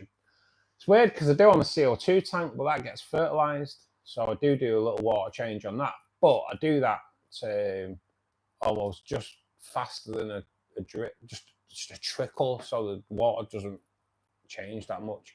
I just scared of shocking them because I've got one shrimp tank that's growing a massive community now. It's doing really well. And I kind of made a little shrimp trap and transferred some over to my CO2 tank. And they're doing okay as well, because I have seen there's a couple in there that are buried. And so that's good to see. So I'm kind of hoping that takes off. Yeah, mate, the evaporation's a nightmare, isn't it? I do here. That's why I put the lid on there, because I was getting 12 pints a day down. It's crazy the water loss that you get in it. And like, this is rented, so I couldn't afford to get black mold. What's the coolest fish I have? Andy, thanks for joining us today, mate. Really good for you to take your time out of your day to pass by. The coolest fish I have in here. That's mad, isn't it? Because I like my rainbow fish. So I do have Bozeman rainbow fish that are amazing. And I'd say my coolest rainbow fish will definitely be the Susie. And towards later on, as the time goes on, hopefully the Susie will colour up, because my Susie are a little bit different. Rainbow fish tend to colour up more in the mornings, but my Susie rainbow fish colour up in the afternoon or late, more in the evenings. And they go this beautiful orange colour. And so that's kind of like my coolest rainbow fish, I think. I've kind of fallen in love with my Susie rainbow fish. But my coolest fish that I've got all round, I think it's going to have to be my black red-tailed shark. It was the first fish that went in that aquarium. and he's a daddy. He's proper black, and let's let me show you. Just let me buzz you around. See if, because he is out at the moment, so I'll see if I can zoom in and let you see him. So there he is, and I'd say, yeah, he's probably my coolest at the moment. He's awesome, and he is the daddy. He gets a little bit aggressive from time to time, though, which is something I do have to keep an eye on. But yeah, mate, he's my boy. He's the one that's probably the coolest I have at the moment. But I can't really differentiate between them because the CPDs, they're just another level of fish again, and they're just striking, aren't they? They're so good. I've got numerous corridoras, which again, the corys just like they're just beautiful, aren't they? Because there's so many different types: the false Julie, the Julie, the just emerald. I've got a few emeralds in the rainbow fish aquarium. So yeah, kind of, yeah, it's a bit mad, isn't it? Yeah, he is pretty cool, Andy. Thank you. Yeah, he's awesome, mate. He's really blacked up. That red tail is striking, and yeah, mate, he's the daddy. Like I say, he can get a little bit aggressive. Tends to get a little bit aggressive after mealtime, which is a little bit weird. Probably for about 20 minutes, then he chills out. Don't know, he's kind of sorts his head out, but it's after meal time, not during. It's a bit weird, really. But I know they do kind of get aggressive after a year or so, don't they? So you've picked up 5 neon dwarf rainbows the other day. That's brilliant, mate. Yeah, they will. They'll interact with your bozeman. They will start shoaling together as well, which is just looks awesome when they all shoal together. But yeah, it's good. That's the beauty of the rainbow fish. It's like there's so many different types, like over 40 different types of rainbow fish, and they're all got their own striking qualities. I did have Park and Sony as well, which they're just a striking fish as well. But sadly, I lost. I had 2. I could only get 2. They had 2 left in the shop. I would have liked to have got more. And I'd had them 12 months or so, and then all of a sudden they both passed away on the same day, and the water tests were right. So I don't really know what had gone on there. There was obviously something off for the Park and Sony, but I don't know what that was. But you will. They're a good mix. They're a good fish to mix together, the rainbows. Neon rainbows are, Josh, they're a little bit smaller as well. They only grow to really like a couple of inch. They are striking. They have this like neon blue silvery body, and then yeah, mate, they are something special. They would be to be honest, they'd be a nice fish just to be a solo species tank. They'd look awesome because when they colour up, they're fantastic.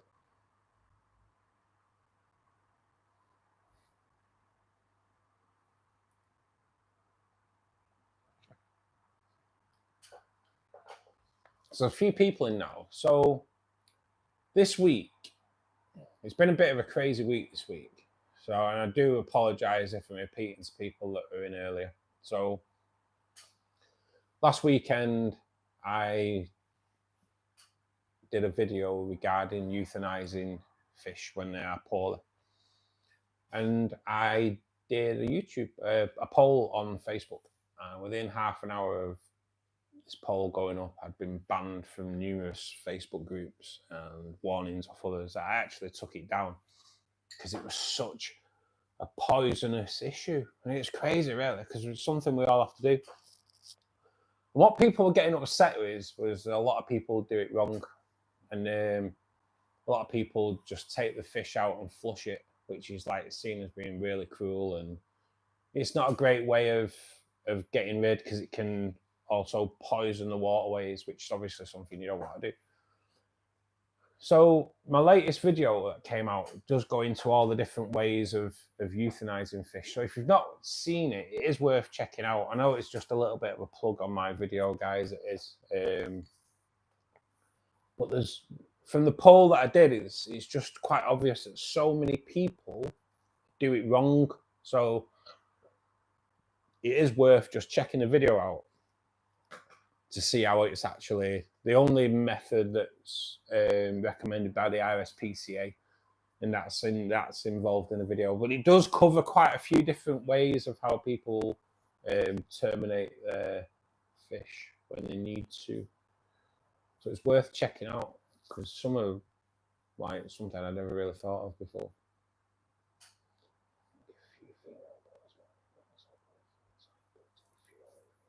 Yeah, mate, the females aren't as colourful, are they? But you kind of do need to have a good mix.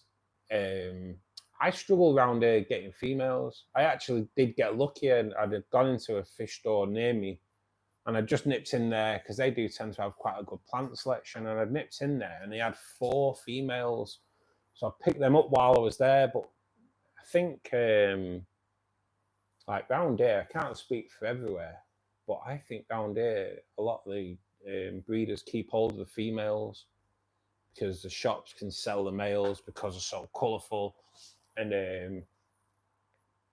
I think they keep all the females because obviously that brings more revenue. So I do struggle. So yeah, I kind of got lucky when I went in there, and they had 4 females. I was buzzing.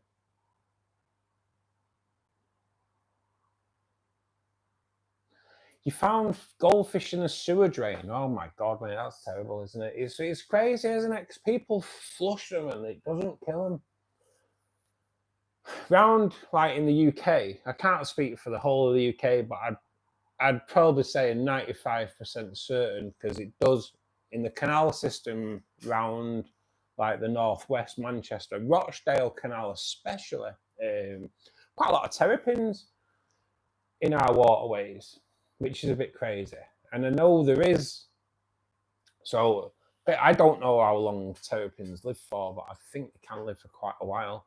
So when I was at school, one of my mates had a terrapin, and we used to hang around together in school, and we used to hang around together outside school. And he came down to my house one night, and he was quite upset. We were only about 12 or something like that. He was pretty upset that his dad had got rid of his terrapin while he was at school. His dad had said it was too big, and he'd taken it to the zoo.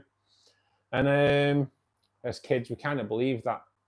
But knowing his dad was quite tight with the money and that, so I don't think he'd have drove the 50 mile to Blackpool Zoo to get rid of it. And I think he dumped it in a pond which was literally like 300 yards away from where they live.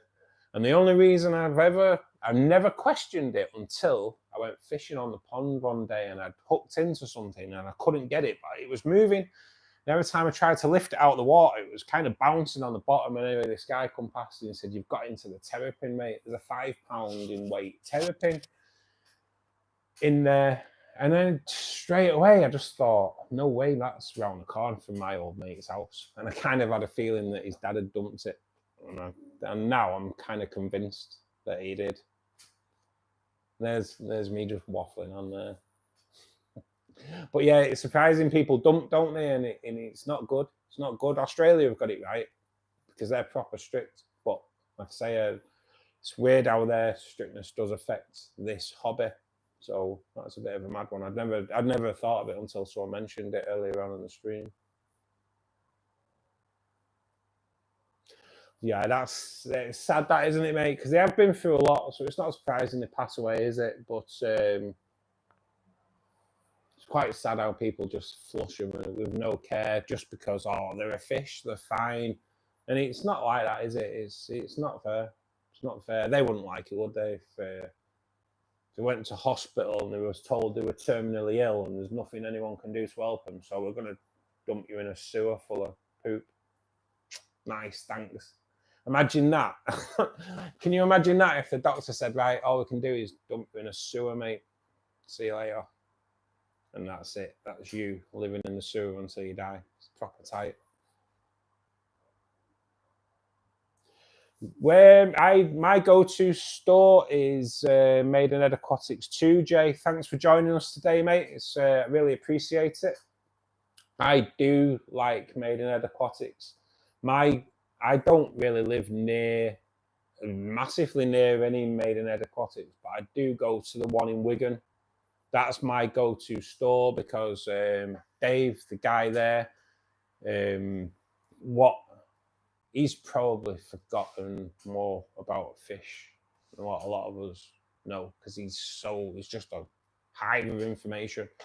And they do get quite a lot of different types of rainbow fish in there. So I do go in there regular, even though he doesn't ever get me reds.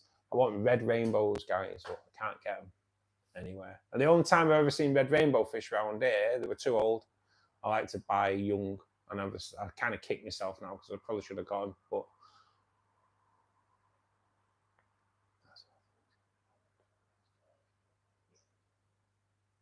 you're right, Ron. It is, mate. Yeah, it is, and it's a nightmare, isn't it? Because like, there was a guy in here before from Australia, and he's got numerous fish tanks, but he couldn't get the plants like we do because of their quarantine, or because of the restrictions they have there. I can understand it because their ecosystem's crazy, isn't it? And in all fairness, we should all be like that.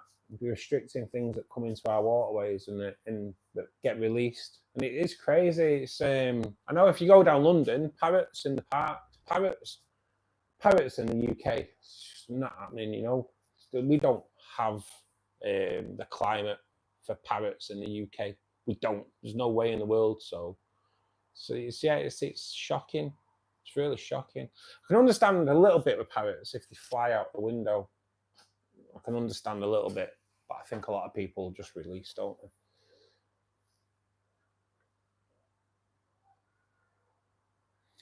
Oh, I've seen this, Josh. I do believe that Florida are struggling at the moment, aren't they?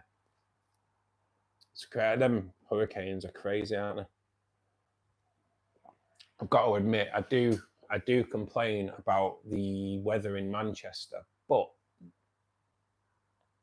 I've got to admit we don't get the crazy weather that you do in America sometimes. But then again, we don't get the nice weather either that you get in America, so it's not good. It's not good. I saw an Australian fish keeper video of a local pond. Really, Ron? Yeah, they are proper strict in Australia as well, aren't they?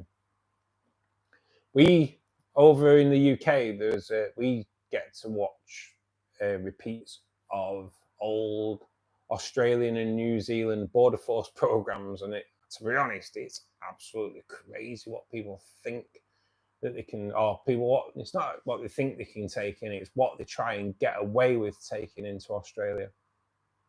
And I can probably imagine for every one person that they stop, I bet 5 get through, which is quite frightening, because a lot of the people that enter Australia don't really seem to care about the Australian ecosystem, which is quite upsetting.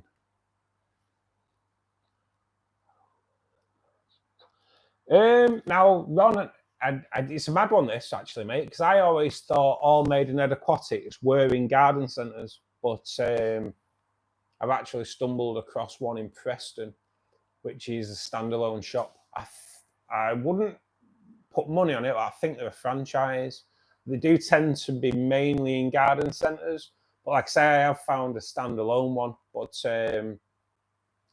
they seem to be the go-to stores in the UK. They are all over the UK, and the prices, it depends. Sometimes you'll go in and they might be a little bit expensive. Sometimes they're quite reasonable. But I think if you go into one regular and you strike up a bit of a relationship with the people that work in there, they sort you out a little bit when they can do. So it's always good. It's always good that I do like that. I do like having kind of relationships with your fish stores where they do help you out. Like there is a shop near me, and it's really good. And I'd gone in there and asked if he'd take 5 clown loach off me, and he was like, yeah, no problem. And I took him in, and he was like, do you want anything? And I was like, no, just kind of happy that you took these fish off me, but they look after you. You look after them, they look after you. That's kind of like what you need to get going with your local fish stores. Maidenhead Aquatics in Wigan, the one I go to regularly. If they get rainbow fish in that he knows I don't have, then he'll give me a call. So that's good. That's good. Pythons in the Everglades. Yeah, that's another one. See, I can't really say whether I'm scared of snakes because I've never had one crawling around my house. Not too bad in a vivarium. They don't bother me, but spiders do. So I think I'm alright with snakes, but I don't know if I'd want to have one wrapped around my neck, especially pythons.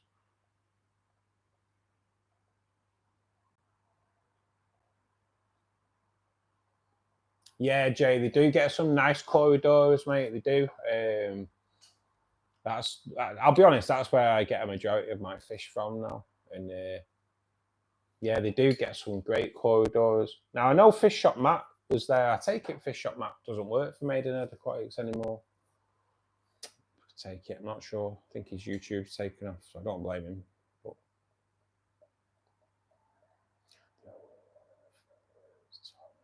yeah, Taunton, mate. Taunton Maidenhead. Yeah, that's the one where Fish Shop Matt was. I'm not sure, but I think he may have left there now. I think his YouTube's took off and he's got his own business now, hasn't he? Because I know he does quite a lot of work with NT Labs as well.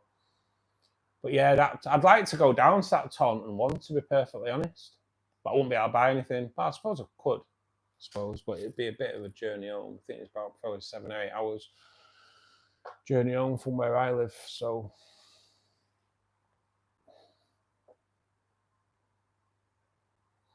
there's I'll be honest with you, mate, Jay. I've travelled to a few Maidenhead Aquatics because I live in Bury, just on the outskirts of Manchester. I do the Wigan one, which is about 20-25 mile away. The Preston one's about 40 mile away. That's the independent shop. That's kind of the only ones that way. There is one in Southport, but that's a little bit further away. And then if I go kind of like the opposite direction, there's one in Ashton-under-Lyne, and that's probably only about 15 mile away from where I live. And then there's a couple around the Stockport area, so they're like 25 to 30 mile away from where I live. But and they're all good, to be perfectly honest. I've never been in any of them and thought they're poor, because they're not. They are really good. I do like Maidenhead Aquatics. Sometimes, like, they can be a little bit more expensive, but everything's expensive now, isn't it? We have a really big specialist, like, aquarium here, but I don't go to that. And from what I can gather off, I do apologise if anyone heard that siren then. Really loud. Going off last week, I'm not the only person that fell out of that shop. Going off the chat last week.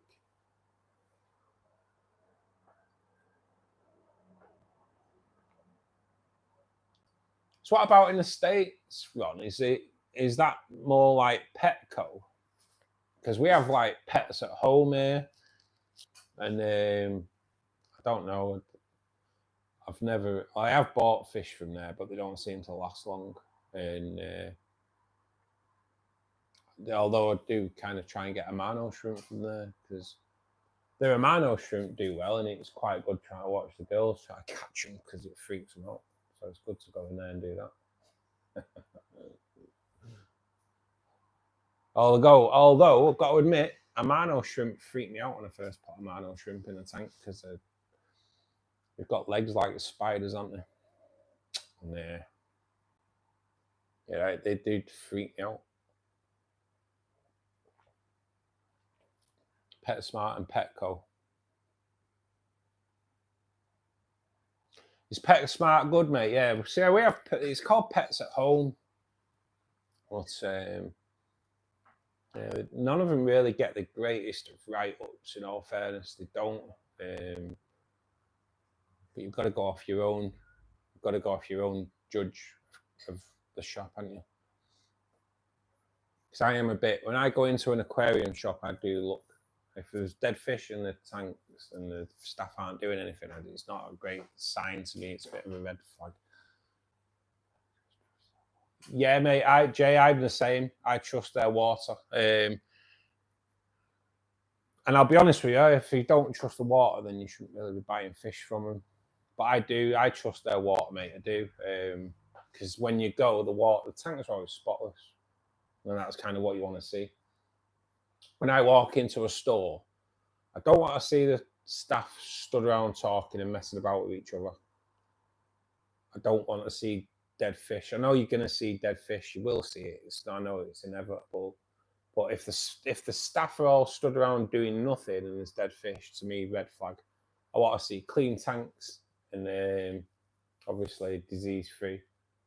And it's nice to go in on certain other days as well, because then you see that when they've had a delivery, you see that how they quarantine and how they treat fish when they've had a delivery. So to me, that's always a good thing just to look out for as well, to see that they do actually care for the fish. And it's nice to see that they feed the fish, because a lot of aquarium shops don't feed the fish, which is a bit tight, isn't it?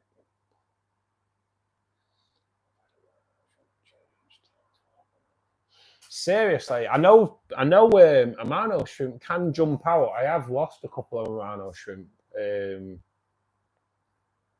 out of this tank behind me before I put the angels in there, and a few jumped out. And I'll be honest, I think my little buddy Dre, my cat, I think he might have munched them. He was no longer with us, poor little soul, missing. But yeah, they are jumpers, aren't they? And it's mad, mate. When you go to Pets at Home and then you get them, they'll get them in the net and they'll just pull them out of the net, jumping out of the net and back in it. It's just really funny watching them do it, because they haven't got a clue. It's quite funny. Although I think they get a little bit upset because I'm always laughing. I'm always laughing at them. Stop done on it.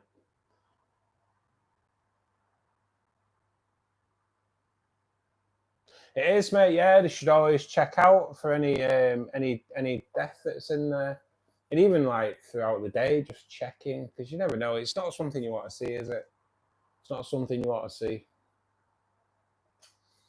I know it's inevitable. You're going to see it, but sometimes they should be on it. They try to sell you, aren't they? And there's a lot of dead fish in a store. It doesn't sell it to me that great, to be perfectly honest.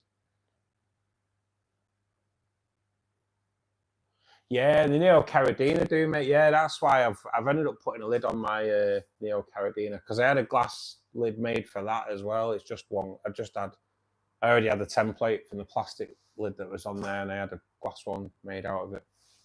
But yeah, the jumpers aren't. You can't. That's about an inch off the surface, off the top, just to stop them jumping out. Proper little jumpers, them shrimp. It's unreal.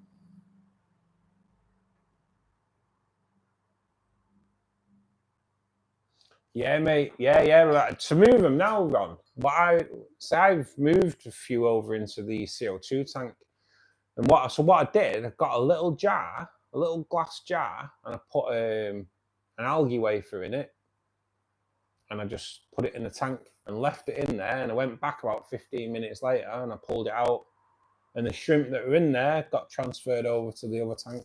So it was like proper, like, as stressless as possible, and I just drip acclimated them over into the other tank. It works, mate. It really works. I've found if you want to trap certain things, food's the way forward. I was saying before, when I'd gone into my local fish shop to try to get rid of my clown loaches, and they were in this aquarium. So can you imagine trying to get 5 clown loach out of that without destroying the tank? So I'd said to him, look, mate, I'll try and get back today, but I'm going to try and get 5 out. I don't know how I'm going to do it. And I returned to his shop about an hour later with all 5 in the bag, and he was like, I thought you were going to struggle. And I was like, it was a lot easier than what I imagined. And all I did was stick an algae wafer in a large net, because as soon as you put an algae wafer in, the clown loach were the first there. They just bully everything else out of the way. So algae wafer in a net, into the tank, and all 5 just strung straight in the net, boom, out. it was a great technique. But the one with the shrimp, yeah, mate, it works.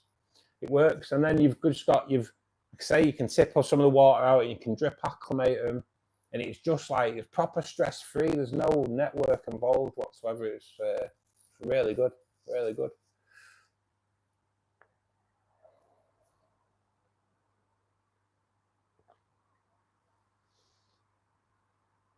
Time again? 4:30. 4:30. So this week I'm going to be off work for the next 2 weeks. I'm taking 2 weeks vacation to try and promote my YouTube channel as much as possible. So for everybody that's in here at the moment, and obviously those that have been in and gone, who can't hear us anyway, I do really appreciate you taking that time out to watch the stream today. And like I say, I'm going to try and do at least 3 live streams this next week.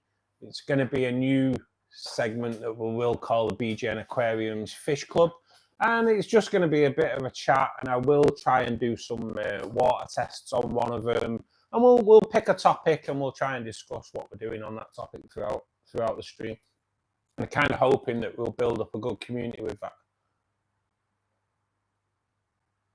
Found shrimp in my canister filter. They're lucky if they survived.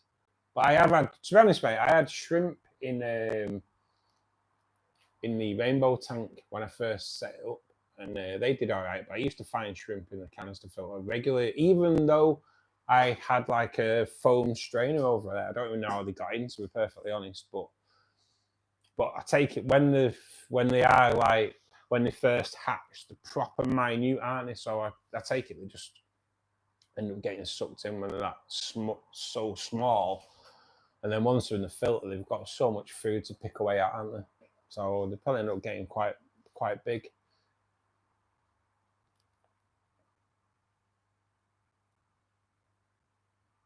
Yes, Ron, I'd be up for that, mate. Yeah, I'd love to do a live stream with you, mate. It'd be really good. Try and get our YouTube watch hours up and that. I know you can do it. I'm not that clued up on how to do it, but yeah, mate, it'd be a good one to do. They're always jumping on them filters, mate, aren't they? Surprising, isn't it? When you've just a sponge filter, that if you do any work on that sponge filter and the amount of shrimp that congregate on it after is amazing. It's something about shrimp, though, isn't there? I know fish do have that addiction, don't they? You'll buy a tank, and within 6 months you want another one. That's kind of how it is, isn't it? It's one of those things. There's an addiction. But with shrimp, I think the shrimp addiction goes to another level again. And I don't know if it's because there's a bit more, if it's because there's a bit more of a challenge to them or they're a little bit different. But when I have people come around here, when mates come around here, I've got 4 tanks to choose to look at, and everyone always ends up looking at the shrimp tank over everything else. And there's something about shrimp in the hobby, isn't there? It's quite good. You did your first live stream last night. Was that with that other guy, Ron? I have seen that you did a live with another guy. Was that the one? I did watch a little bit of it this morning when I got up. Well, actually, I watched a little bit of him in bed before I got up, to be honest. They are, mate. They're amazing to watch. I think you're right, Jay. They do. The shrimp fry get sucked in because they're so small. So it's just something else. They do love shrimp. They've got that little, I don't know, this mad quality. I did try keeping the crystal reds as well, but I had no success for them. And I think that's a case of, because of where I am, the Neocaridina, they survive really well, but Caridina shrimp, I think it's a different water quality, and I don't have that water quality. So for me to keep crystal reds and crystal blacks, etc., or any Caridina shrimp, I'm gonna have to go down the RO water route. And to be honest, I don't think I have the time or the money to go down the RO water route at this moment in time. And to be honest, if I was going to go down the RO water route, I think I'd rather go into try to set up a reef aquarium, which is something I would like to do in the near future, well, not in the near future, but in the future at some point. just checking out the angels there. So if you can see behind me, the angels are getting a little bit boisterous. So there is 2 breeding pairs of angelfish in there. Even though there's like 6 angels in there, the 2 of them are a breeding pair. So I take it with the action that I've just seen that one of them are going to start to spawn. So it's good that we've got that water change done today. And the water change could have probably actually induced the spawning action, although probably didn't, because they don't need much attempting to spawn my angelfish. They are a great cleanup crew, Jay. They are. Just remember that you do water feed them anyway. It's just good to give them their own diet as well, which is a lot harder to do, I'm noticing, if you've got Corydoras in the same tank. So with the tanks that I have the Corydoras in, I tend to dissolve bee pollen in a little bit of water, and I feed them that. So it goes in, and it kind of like, you don't see it, but those little particles, the shrimp will just munch away on for fun. Diego, thanks for joining us again. I take it you're back now, buddy. I think you nipped out for a while, didn't you? You have guppies and neons. I do love guppies, mate. Even though there's something I don't really have, and I do like my neon tetras as well. But I don't have neons in here. I do have cardinals. I have cardinal tetras in both tanks, to be perfectly honest.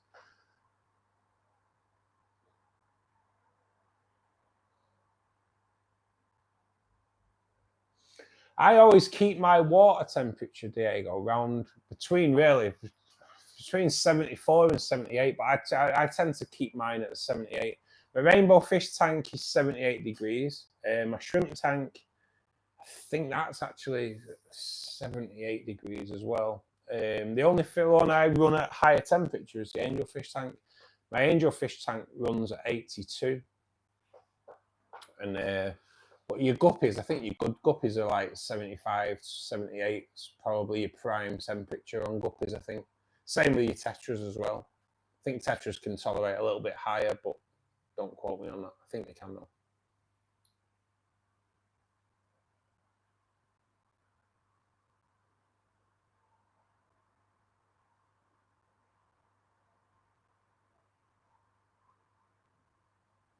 So you just started as an auction and then you end up going live.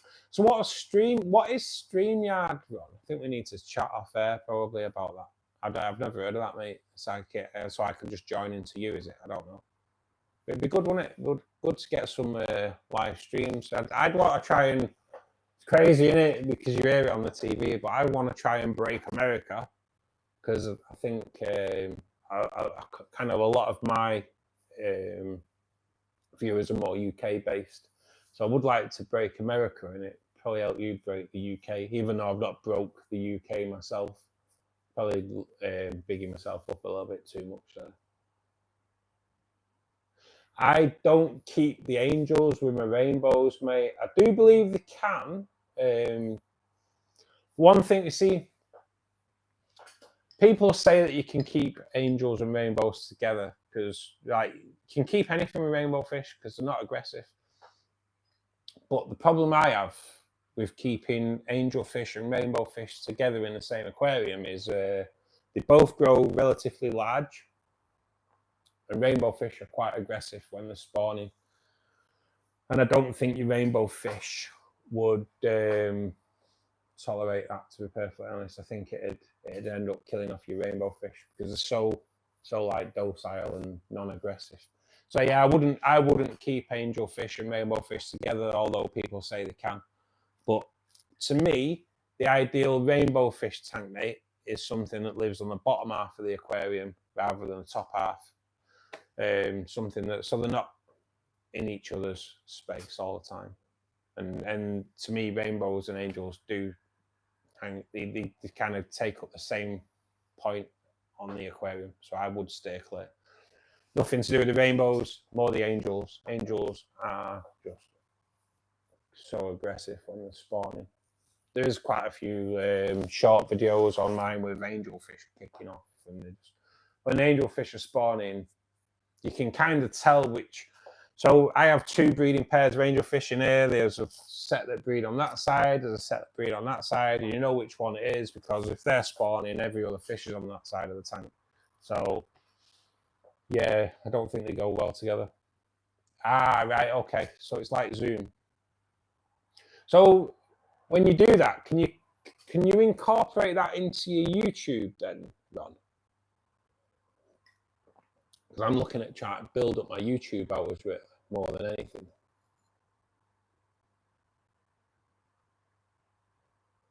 I agree there, Ron. Yeah, a tank full of neons or a tank full of cardinals. In here, there's about 20 cardinals. I would like to add that, at least double that. Because when the sun's going down and it's a little bit darker and your lights are still on, I know everyone will agree that when it's going a little bit darker and your lights are still on, your tanks then, at that point, your tanks look outstanding. And I believe that a large aquarium with like a good amount of neon tetras or a good amount of cardinals, like 50, a nice shoal of 50 swimming about, I don't think anything really beats that, to be perfectly honest. I think that is the ultimate to keeping freshwater fish. I think they're just outstanding. Torpedo barbs. Yeah, mate, I've never kept any barbs with my rainbows. I've never kept torpedo barbs, to be honest. Are they not, torpedo barbs not aggressive? And I take it you've got them together, so I take it they live side by side quite a lot.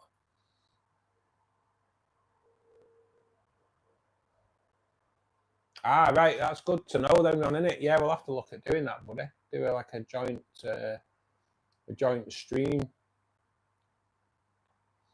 Good afternoon, Aquascapes. Thanks for joining us today.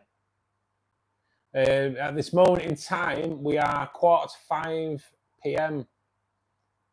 and it's morning for you. So I take it you're in the States.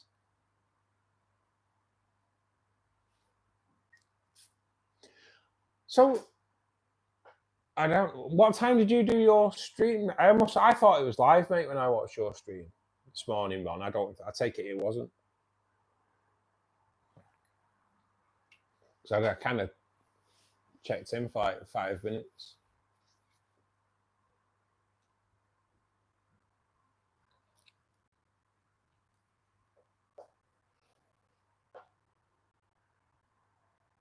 Nice, Aquascapes. Well, thanks for joining us today, mate. It's nice to see you here. We are trying to build up a community. I'm going to try and make it like a Saturday afternoon YouTube fish club where we can all just have a bit of a chat. I tend to do my maintenance on a Saturday afternoon, so have a bit of a chat while I do the maintenance, and then I kind of just set up a seat and have a bit of a chat. But I want to try and build up Saturday Fish Club, BGN Aquariums Fish Club, where we can all just come in and chat about problems that we've come across. And when there's a few of you and you come across a problem that you've never come across before, there's a good chance that there'll be somebody there that can go, I've had that, mate. And you know what it was? It was this. And that is the type of community that I want to build up on a Saturday afternoon where we all help each other out and have a good chat. Like this afternoon's been really good since I've sat down. There's been some really good chat going on, and it's nice to find out how other people do things, isn't it? Like I had a problem with my Parkinson's rainbow fish where they just died. They all just died in the same day. And if someone may have come across that problem and said, you know what, I had that, and I found out it was this. And it's just something, it just helps. I think it's going to be the great way to go. I really do think it's a great way to go.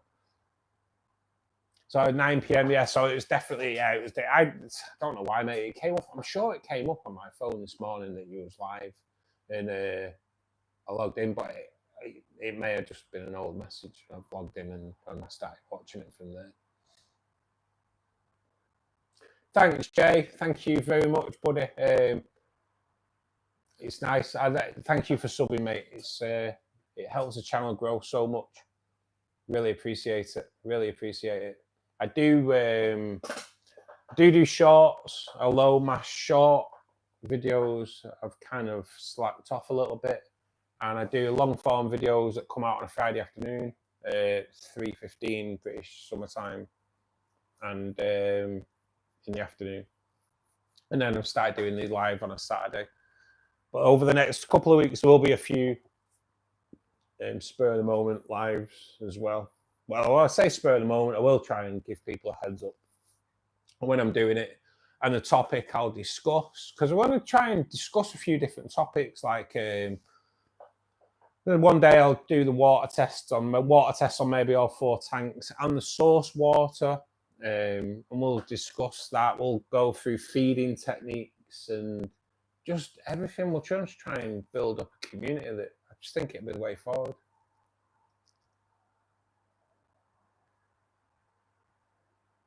Mate, aquascapes and algae, it's one of those things, isn't it? We all have that battle. All I'd say is just probably try and cut your light down a little bit, and just try and watch how much food you're putting in there, because I know that's one thing. We're all guilty of overfeeding, aren't we? We are all guilty of overfeeding. It's what we do. You just got to watch. People say sometimes that I overfeed, but I have quite a lot of corridors in my tank, so you need to kind of feed a certain amount so the food gets down to the bottom. If you only feed a small amount, the rainbows and the angels and the tetras or whatever fish you have in there, will take that food out before it gets to the bottom. So sometimes you kind of have to slightly overfeed just to make sure that the fish that live at the bottom of your aquarium do get food. Corridors, as a great example.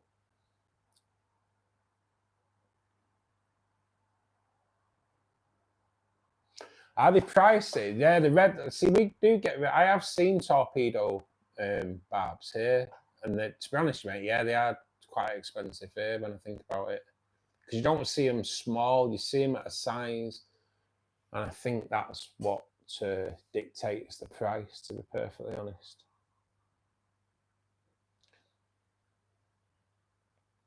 But what is cheap in this hobby nowadays? Everything's expensive, isn't it? It's just the way it's gone.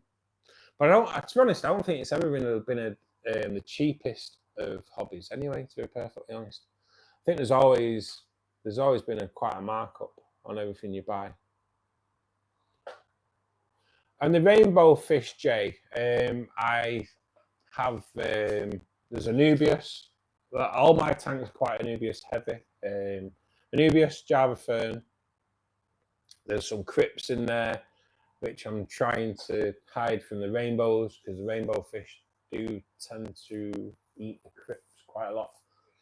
And I have an absolutely stunning lotus tiger lily, but not as stunning as that lotus tiger lily at the moment, which is, you know what, I'm going to move over here and then you can all see it a little bit better, because that lotus tiger lily is something special at the moment. So yeah, I tend to kind of go for the rainbows. I tend to go for something a little bit more longer, thinner leaves, because it just helps when they're spawning.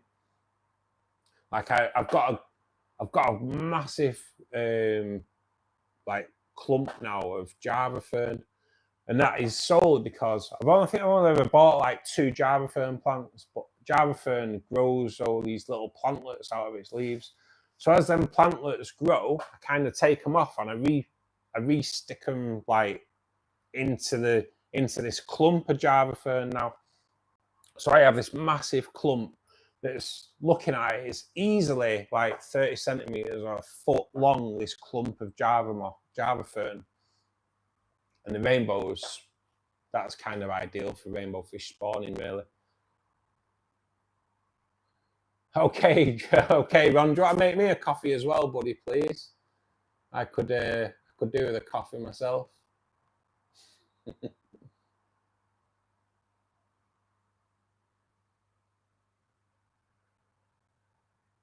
Oh, so the rice fish are laying in the algae. Oh, mate, I bet that's a bloody nightmare then for you, isn't it? But rice fish, that's something I've never had as well.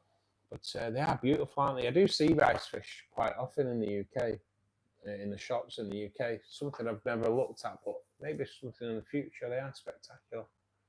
But yeah, I can imagine that's a bit of a nightmare when they're spawning in the algae and you're trying to get rid of the algae. They always seem to do something against your plans, don't they, fish? They do. You're going to do a water change, and then they'll spawn at the top, so you can't. Or they'll always do something to put a spanner in the works. Cheers, Ron. I'm waiting. One sugar in mine, mate, please.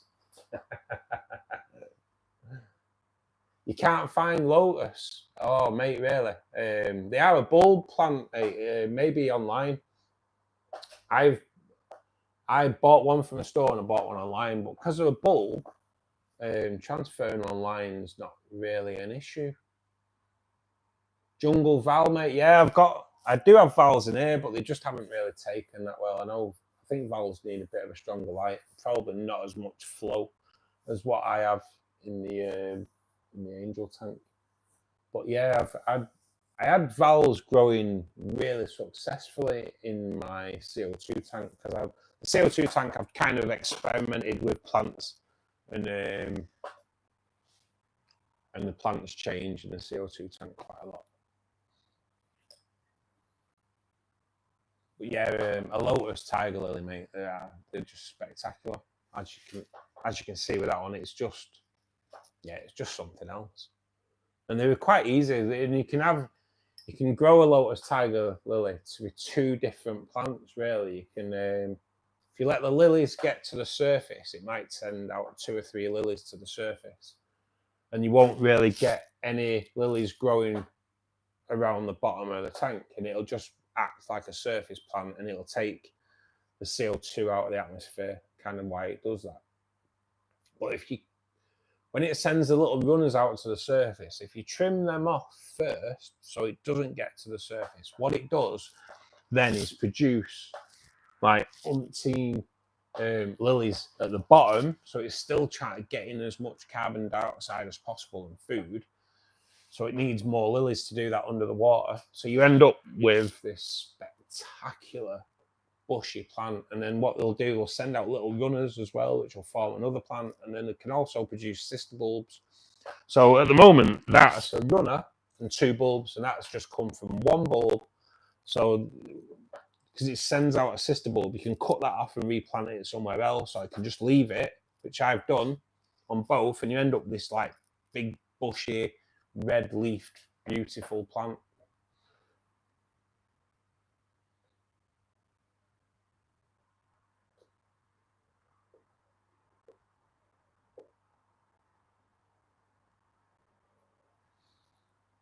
I think I've just missed I'm just trying to catch up on the chat here, guys, a little bit.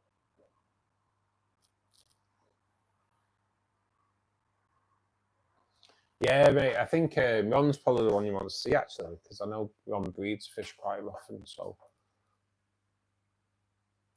I do want to try and go into breeding a little bit more. Just don't really have the room here. It'd be nice, though, to have a few tanks where you can just grow out some fry and get some breeding action going on.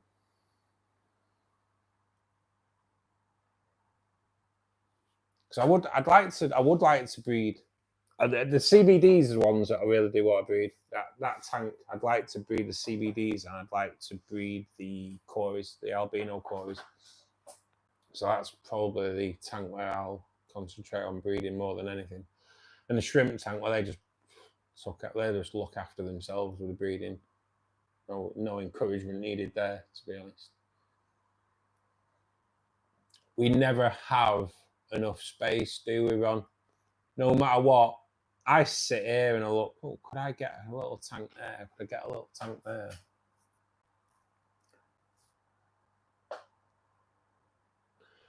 I know, mate. There is, I think Fish Shop Matt did a video on CBDs the other week. I don't actually think it's about breeding them. I did watch a guy about breeding them, and he had a pretty crazy method for breeding them. And for the life of me, I can't remember what it was. It was a bit weird, bit of a kind of put me off a little bit, really. It was like, this is the only way you can breed them. And I was like, what? But I'm kind of hoping that the setup that they've got, it's all set up ready for them. It's looking good. So, like I say, I have seen some spawning behaviour. I've just not had any eggs. Yeah, I like watching him, mate. I don't watch him as much as what I should. And to be honest, I probably don't watch any YouTuber as much as what I should. Because you're always trying to concentrate on doing your own stuff, aren't you?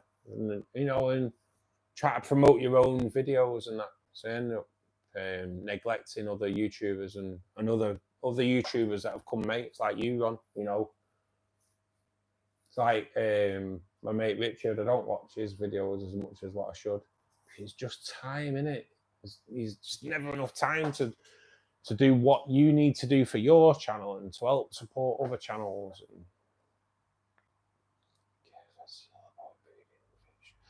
Yeah, mate. Yeah, he's probably actually done some videos on CBDs. He's got a great little channel going on him. Actually, I do like it. Like I say, I've not seen it as much. I like is it MJ as well, who does the MJ Aquascaping, who does the CO2 tanks. I like watching his stuff as well, but again, I don't watch as much as what I should. And I probably learn a lot more about the CO2 side of him.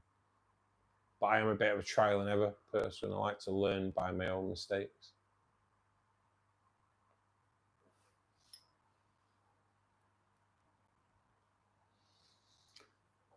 MJ, yeah, mate, in the Netherlands, I think he is. Yeah, I think he's Dutch. But yeah, he's done. He did a really good series actually, and it was about fertilizing plants. And it was really, he set up like 3 different tanks, and he had one fertilized, one not, and one doing something else. Can't remember now. It was really, really interesting. It was really good, really good. So today, guys, I think I'm going to call it a day. It's like 5 o'clock in the UK, and I am pretty hungry. Dan's fish is good. I've never seen him, mate, either, actually. I will have to check that out. There was so many in there, and it's some of the smaller ones that are probably actually better than some of the bigger ones. Yeah, MD. To be honest, I got back into the hobby because of MD. He does some really, really good stuff, doesn't he? He does some beautiful tank setups. And I've kind of used his method of like the soils and capping it all in. And actually, it was his method about putting the soil in filter media bags. Because I didn't do that on the rainbow fish tank, and I kind of wish I had.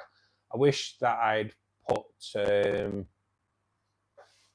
soil in filter media bags in the rainbow fish tank, because it just, when you pull plants out, it just removes it with it. So yeah, mate, we will have to connect doing a live stream, Ron. Definitely, mate, definitely. We need to get a chat going on. You are on Instagram, aren't you? I know you're on Instagram, mate. We'll have to have a chat on Insta and get that sorted out. Yeah, pond soil, I take it it's pretty much the same anyway, isn't it? I don't know. Is there any difference between pond soil and like normal aqua soil?